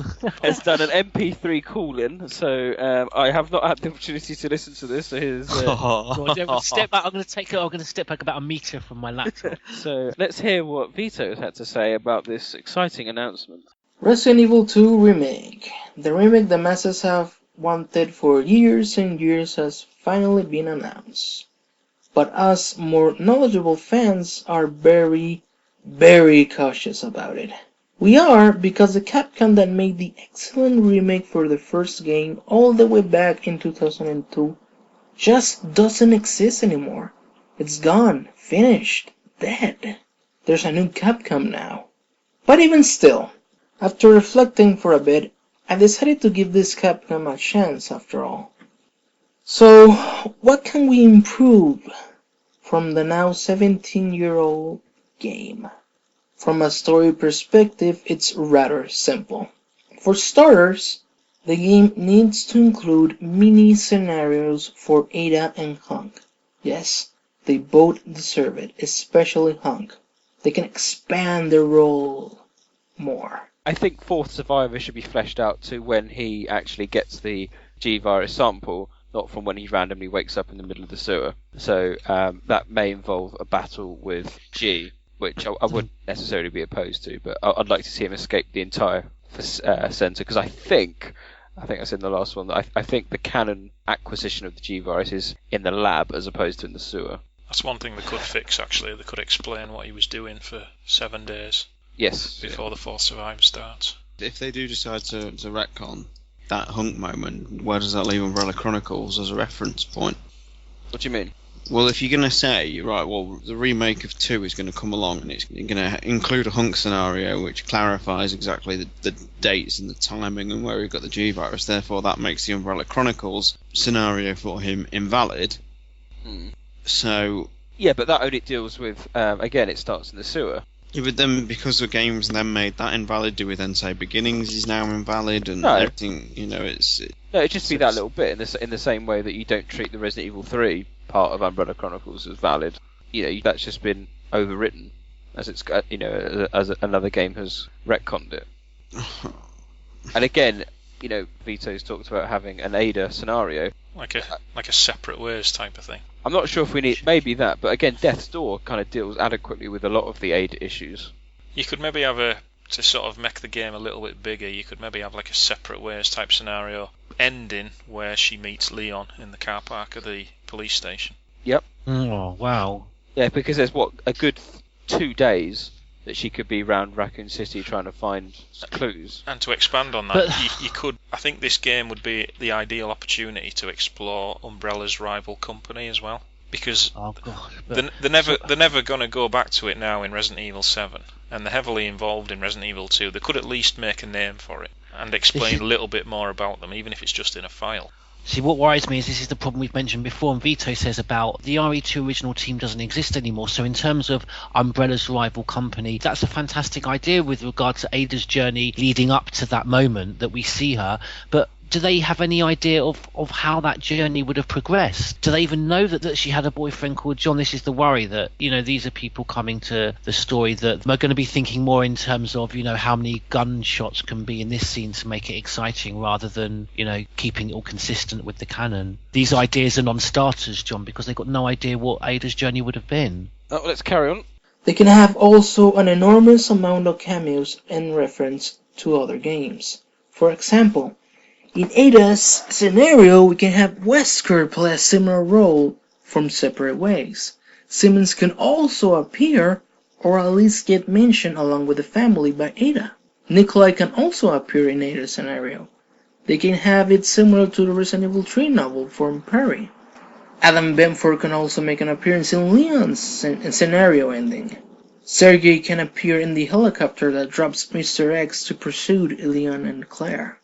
Jill and Nemesis can also make an appearance. Have Claire or Leon watch a recording of the RPD from a day before that shows them. Hell, even Christine Henry can be referenced or even make an appearance in Hunk's scenario. I agree with most of what he says there. I think it's a cracking idea to have little cameos from all of them, as long as they don't oversaturate it. I don't want Wesker in Raccoon City, but I'll happily have him be in contact. Every cameo they put in, you risk the canon just being fractured. Yeah, no, I completely agree. But if they do it properly, which they won't do, it could work. And I think what he mentions in that Resident Evil Reborn project, one of the cool things they did was in the STARS office, Claire watches CCTV from a day earlier, and it shows Jill running away from the Nemesis when it jumps in the window at the bottom of the stairs. That was pretty cool.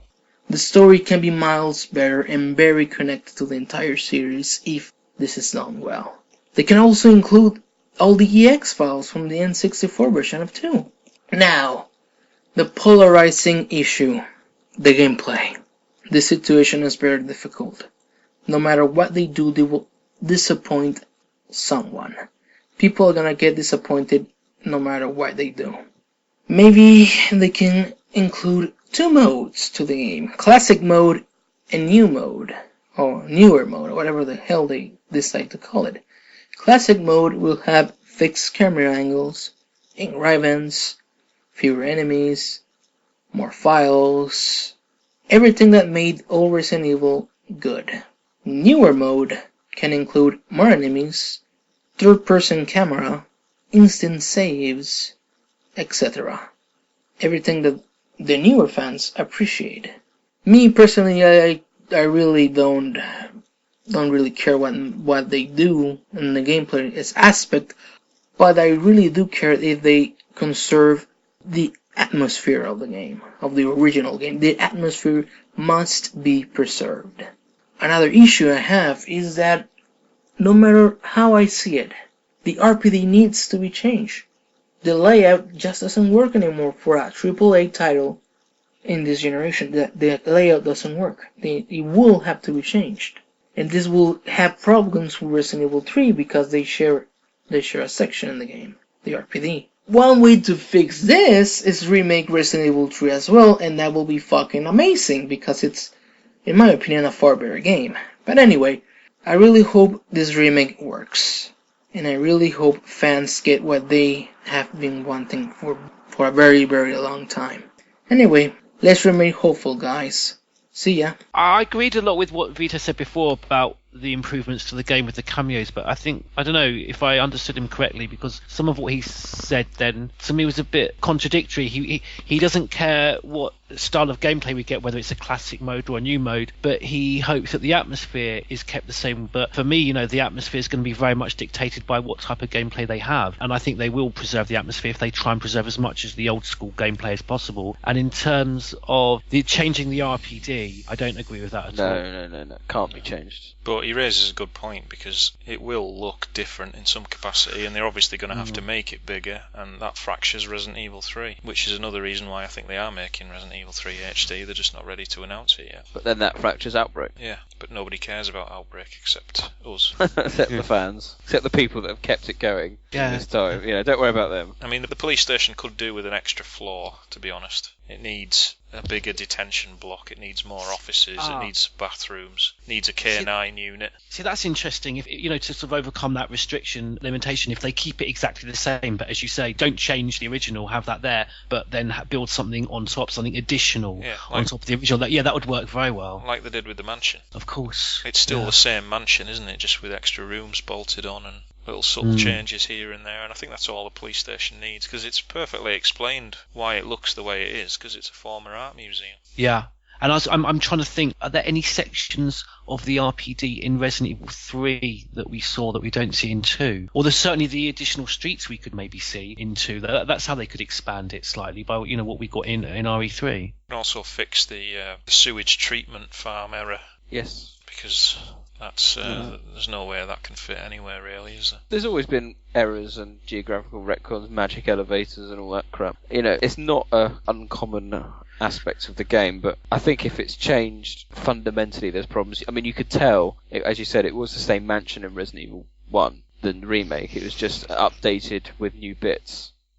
So I suppose if they did that, well, yeah, that'd be fine, because all you're doing is making the new Resident Evil game the canon version. And if they don't make Remake 3, you just go, well, you just didn't see it.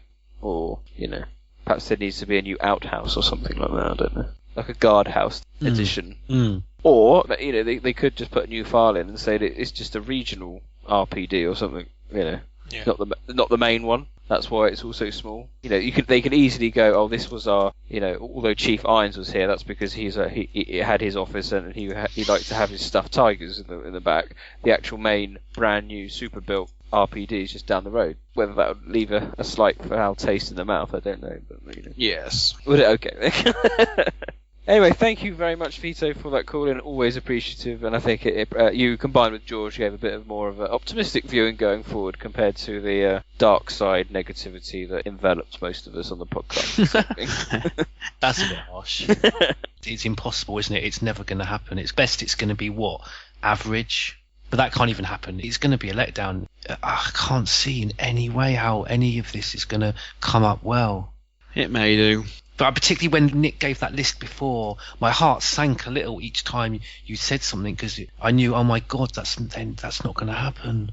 Look on the bright side, at least it's still at least another year away. Bloody hell, that first trailer's going to probably answer, 99 out of 100 questions. Yeah. There's been so many additions to Resident Evil 2 and the Raccoon City incident over the years, with Ada there, Wesker kind of being there, and Simmons, and even bloody what's-his-face from Degeneration playing a role. It's become such a pivotal moment that actually, if you just sit down and play Resident Evil 2, it feels quite detached from what was going on. So it's an opportunity to kind of correct that, but at the same time try and maintain the soul and the atmosphere of the first game. It's a very hard thing to do, and I have zero faith that the team will be able to do it. I think the only hope any chance would have been if it was literally the exact team from before. on this. If it had been their idea, even their idea to go forward with it, and they were all over this, then there may have been a slight chance. Well, I still think even they would have problems. Yeah, definitely. Oh yeah, but I'm just saying there would have been a slight chance if it had been them. You would have had more chance of recreating the original experience, but you don't know if that's what they're going for with this remake. That's the problem. Yeah, we don't actually even know, do we? I mean, on a completely minor note, in the Star Wars universe, a new book gets announced and they say, it fits in between A New Hope and the first comic book. And instantly fans go, because there's a big book that happens after the film, and you go, well, in order for that to fit, that's got to happen. And you instantly get worried that it's going to retcon it. And, that's so far they've avoided it in the Star Wars universe, but it is a near impossible job, I think, if you think of it from a practical point of view. And to make the game relevant and exciting for a modern day audience, it's hard. And unless they keep it exactly the same, but then add an entirely new area where, like Leon, instead of going to the sewers, they first go to an abandoned factory or something. I think that's the only. I think that's the way they can do it. Yeah, that's sort of the only formula for success. Is exactly the same, but like Batman says, and you say with these sort of the extra environments, there's hope there if they can do that. Well, it's like the Lisa Trevor bits, isn't it? Yeah. You've got loads of new areas outside in Remake that you never had in the first game. And yet it added so much to make the game feel make the game longer, more action-packed, a new boss fight. And I think, to keep us happy, it's the only way they could really do it if they wanted to keep the game as pure as it was, is that, perhaps even before they get to the RPD, after they go to Kendo. But with Lisa Trevor, they had that already from the demo, didn't they? So is there anything we can think of that they had from the beta or an unused concept from 2 because that's why the George Trevor fitted so nicely in there as the architect. It wasn't kind of... Yeah, but only the name. They had the diaries, they had his letters, didn't they? The whole Lisa Trevor was added for the remake. So Lisa, but the kind of, I suppose, the general idea of who she was and that story already existed in the beta, if you like. And I was just wondering if there was something similar in RE2, because that would allow it to kind of contextually work better, because it was sort of already kind of planned anyway, and would just slot nicely in there. An example could be when they get on the underground subway or whatever it is. How do they get to the marshalling yard? It's that tram thing, isn't it? Yeah. What they could do is that instead of a swift ride all the way from the sewers to the marshalling yard, it stops halfway through and they've got to get off, and there's a whole new part of Raccoon City that you've never seen before, halfway between the city centre and halfway between the outskirts. That could add another whole hour, 2 hours. I just think then you're going to get like mixing styles, though. You would, and it'd feel very detached. But I wonder if that's being considered, just to trying to keep everyone happy. Okay, we've had a second call in. This is from member Yoke. Let's take a listen to what he's got to say.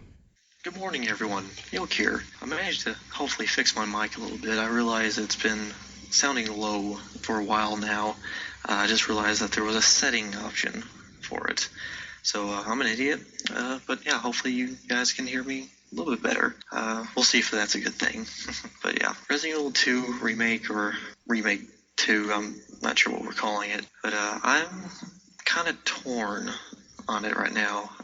Part of me wants to see it fail and wants the entire fan base to burn.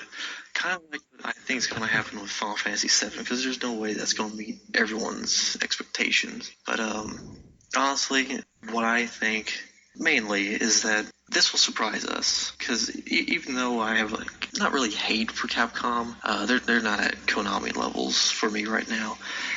It's more of disappointment. But there's one thing I think Capcom has never been a disappointment on, that is remakes. I know no game they've remade that has been bad.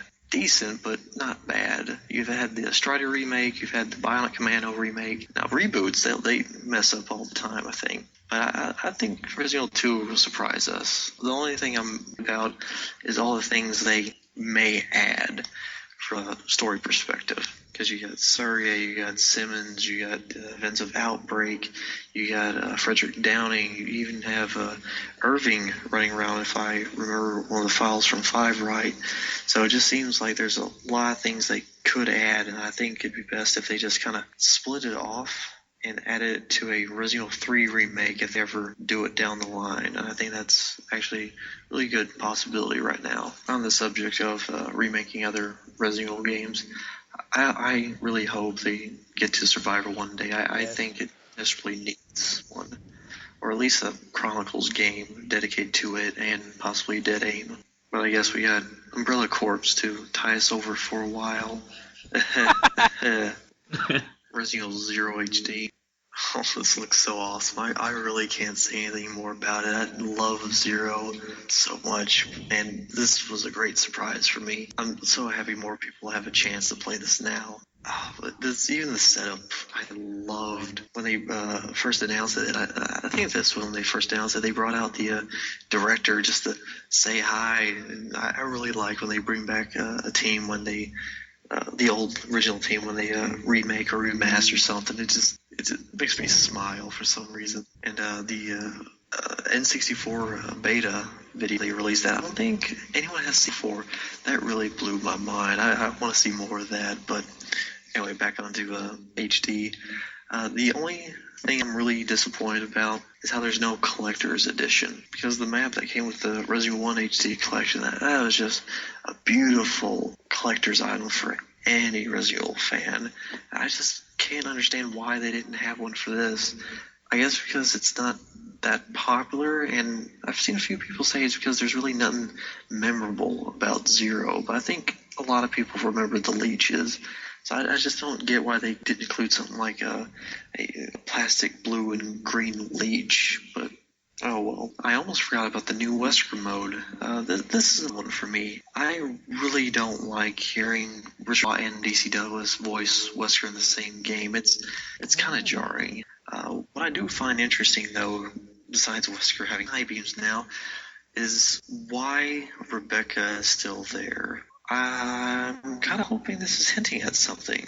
Because looking at her costume, it seems like she has the P30 device on her chest. One of my favorite fan theories is Rebecca, for whatever reason, joined forces with Albert after the Raccoon City incident. I'm kind of hoping this is hinting at something for Resident Evil 7, because we have not seen Rebecca in quite some time. Well, that's it for my call-in. I will leave you guys with a question if you don't mind.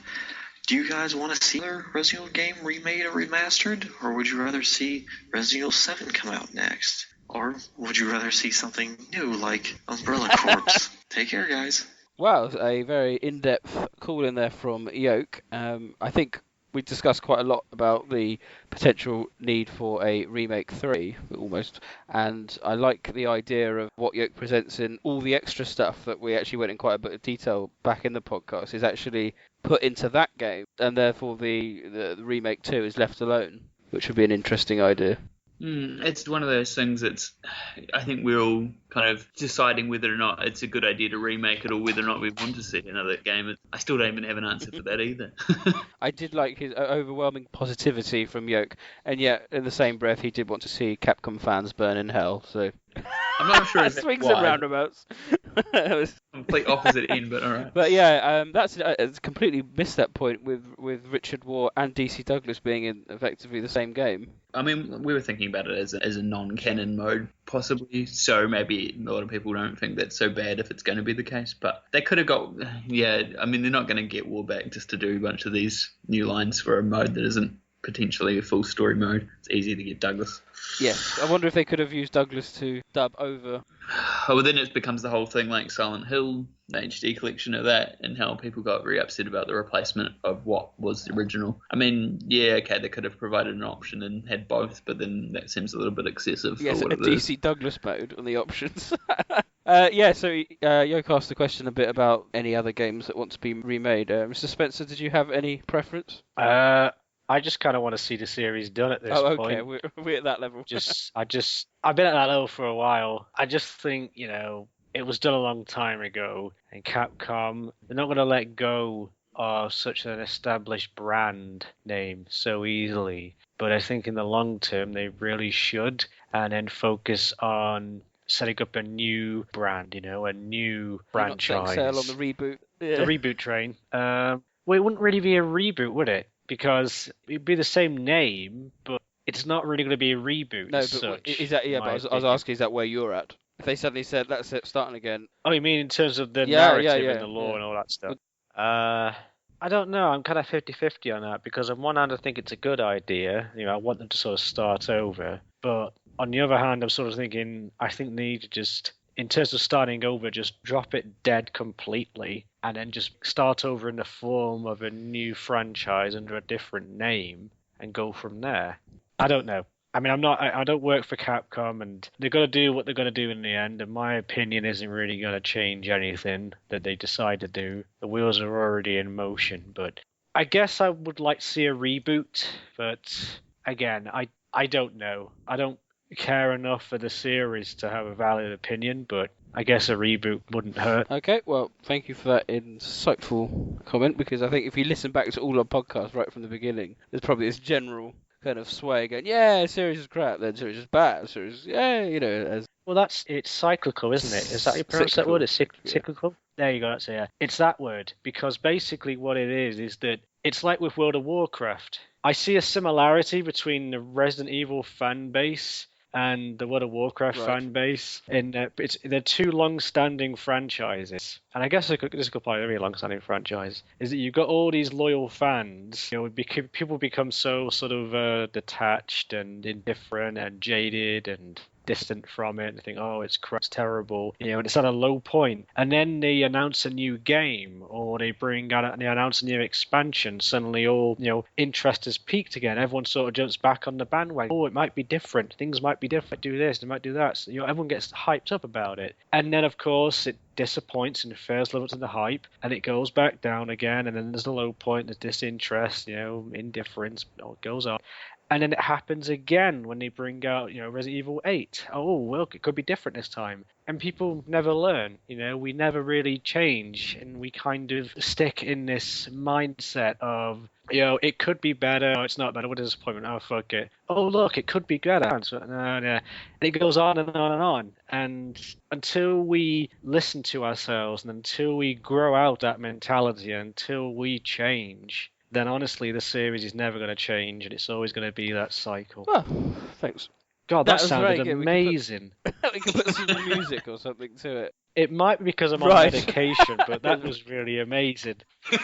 Well, thank you, Yoke, for the call in and generating such a response. We'll now end our discussion and move over to Neptune's Biohazard quiz.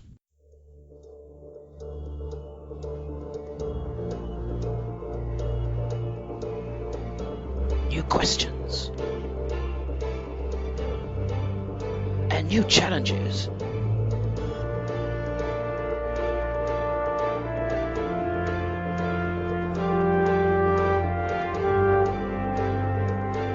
Each broadcast a new quiz to test the resolve.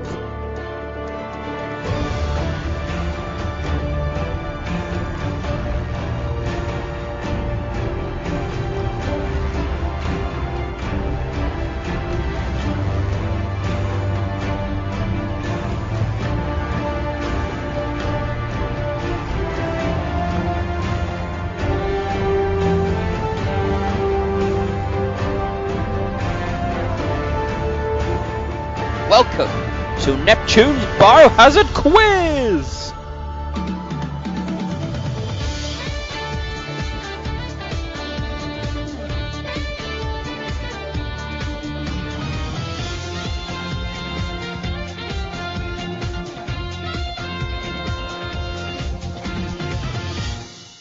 So welcome one and all to this edition of Neptune's Quiz, where we have 5 biohazard themed questions that will test your brains and your knowledge of the series. So if everyone can clear their desktop. Can I just ask you, this isn't Biohazard Stars, is it? We only done one. I haven't missed one of those, have I? That was fantastic. We're still waiting on Mr. Spencer to prepare all the paperwork for that one.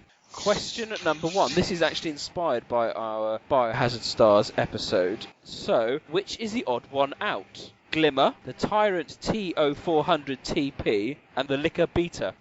Question number 2. Complete the sequence. Queen Leech second mutation. Christ, I'm going to need Notepad for real here. Queen Leech second mutation. T002 super mode. G fifth mutation. What's next? Once more, please, Nick. It's quite a simple sequence. Right. University Challenge, yeah? It's inspired by Only Connect, if you watch that quiz show on BBC 4. So the first one, Queen Leech second mutation, the T002 in super mode, G fifth mutation. What's the next in the sequence? Question number 3. We all know that Dario Rosso longed to be an author, but who discouraged him from being the salesman we all know and love? Who discouraged him? From being that author. Thank God, because I really thought I was going to be on 0 for this week. Okay, question number 4. What was the name of the dog-based BOW seen in Revelations 2? Oh, bastard. And finally, question number 5. Who was responsible for the maintenance of research equipment in Raccoon City for Umbrella? Can you repeat that, please? Who was responsible for maintenance of research equipment in Raccoon City for Umbrella? Maintenance equipment in Raccoon City. This week, I've no idea. Is it me or it's really hard this week? I've no idea. I'm going to get a single one right, I don't. It's right, ridiculous. So join us after this and we'll see how everyone has done.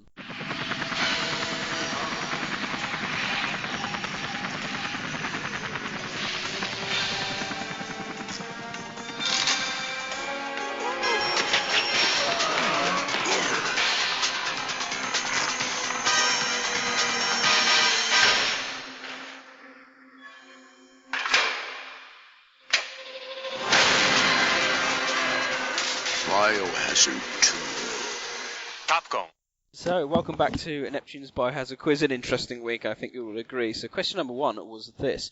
Which was the odd one out? Glimmer, Tyrant TO400, and the Liquor Beta. Half a point if you get the right one, half a point if you can tell me why. So, there's points up for grabs. We'll start with Stars Tyrant. I went for the Tyrant just because it's the only one of the 3 that can be controlled. Okay. Now, bear in mind, I'll take the same caveat that Batman did when we did Biohazard Stars, is that, yes, technically there could be a few answers. Depends which one I've had written down. So, George Trevor? I was thinking that it's the Tyrant's the odd one out because it's the only one that's not aquatic-based. Yeah, that's my answer. Yeah, I was going to go with the Glimmer, but I have no idea why. I'm just guessing. Batman? I'm going to say the Liquor Beta was developed by Tricell and the other 2 were Umbrella. Half a point for Batman. Liquor Beta? Batman is correct with his odd one out, but the reason I went for was that only the Liquor Beta is a main species, where the other 2 are classified as subspecies. What's the Glimmer of subs? Because the Glimmer was found in the Dead Aim, was like sort of in the waterways, wasn't it? And they didn't even know how it got there or what it was. It's a hunter subspecies. Oh, of course. Half a point for Batman.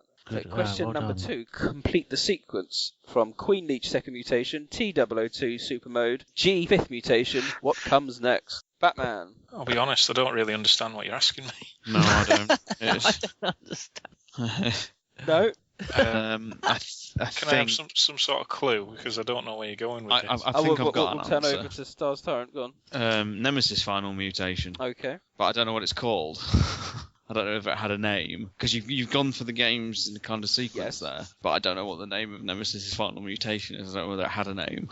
Okay. George Trevor? Just Super Nemesis or something. I don't know, but I think that's a good answer from Stars. I think that must be the right answer. That's a good answer. It's the final mutation of each of the things, isn't it? Yeah. But I don't know what Nemesis' name was. I don't know. 6. Romby, what did you put? I didn't have anything, but that sounds plausible to me. But what it is, I don't know. So, correct. The answer is Nemesis. I was trying to trick you all out. I thought you might have all got it, because it's the Queen Leech second mutation is the final boss fight, Tyrant TW2 in super mode, G fifth mutation is the final boss fight in Resident Evil 2. The final boss fight in Resident Evil 3, of course, is the Nemesis, and I was hoping you'd all say third mutation, because that's what it is, but then I was going to try and trick you all out by going, well, actually, then mutate a bit right at the end where she goes stars, I'll give you stars. So, arguably, that's the fourth mutation. Is that a mutation stage, though, Ryan? Anyway, I'll give Stars the point there for identifying Nemesis, so that was very good. That was actually a good question, but I think you ruined it the way you asked it, though. Duly noted. Question number 3. We all know that Dario Rosso longed to be an author, but who discouraged him from taking that path? George Trevor. I've got to get this right, because if not, I'm on 0. It was his mother. I thought it was his mother that discouraged him from being an author, not from being a salesman. Batman? Sorry. Yeah, his mother. Robbie? All I could think of was the same thing, mother, but I wasn't sure. I just went daughter. I don't know why. His mother, yes, it's his mother. It discouraged him from being an author, and so he was forced to go and become a salesman. Oh, I got that right, even though I misheard your question. I thought you said in the question you asked who discouraged him from being a salesman. No. Question number 4 was, what is the name of the dog-based BOW seen in Revelations 2? I do find, because there's so many different stupid names for BOWs now, everyone's kind of quite forgetful now Yeah. of what they're all called. There doesn't appear to be any logic. So, Romby, did you know this one? No, for that exact reason, I can't remember what's what. I can't. No, seriously. I used to know everyone off by heart, and then it started with Resident Evil 4. Batman, did you know? I think it's Arthas. Okay, George. I won't go on, but I think that's actually a thing point, what you just said, Nick, because you're right. The BOWs really were quite a thing, and you really wanted to know about them, read about them, and find out how they developed and what virus-based. And now, you're right, they're just a whole load of crazy shit. You're right, it started with Resident Evil 4, and it's a real shame. But for that reason, I almost don't know what any of the BOWs have been called since RE4 onwards. But I think this one stuck in my mind because of it's that French thing, the Returned. It's a Revenant. They called it the Revenant. Okay, and last time, what did you put? No idea. Points to Batman. It is Arthas. Very good. Revenant is the one that has stuck in my mind. I believe is the Ouroboros. BOW. Well done, Batman. How did you?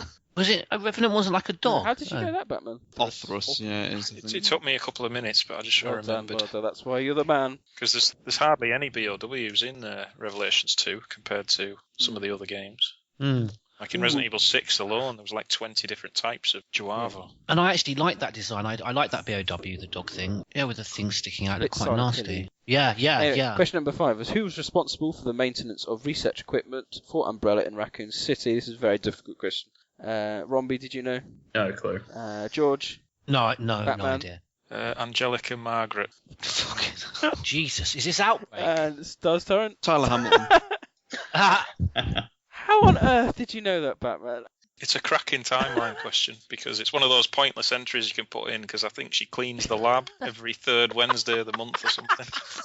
Is this from Outbreak? It's in Resident Evil 2. I think it's the sewer management facts where he's talking about who's got clearance to go through the sewers. Correct, I put it in for a Resident Evil 2 reference. But you know, the amount of times I play Resident, we're thinking like, John's this kind of lunatic, kind of sort of, but no, in terms of like the obsession that must in learning and remembering that, the amount of times I've played RE2 and seen that file, if it is in one file on the screen, then I should have known that as well. We all should have known that. Well, let's see how everyone did. So, points all round eventually. Both Romby, George, and Stars Torrent finishing on a point apiece, but Batman the clear winner this week with 3.5 points. Well done, Batman. So, that concludes Neptune's Biohazard quiz. Join us next time when we'll have some more questions.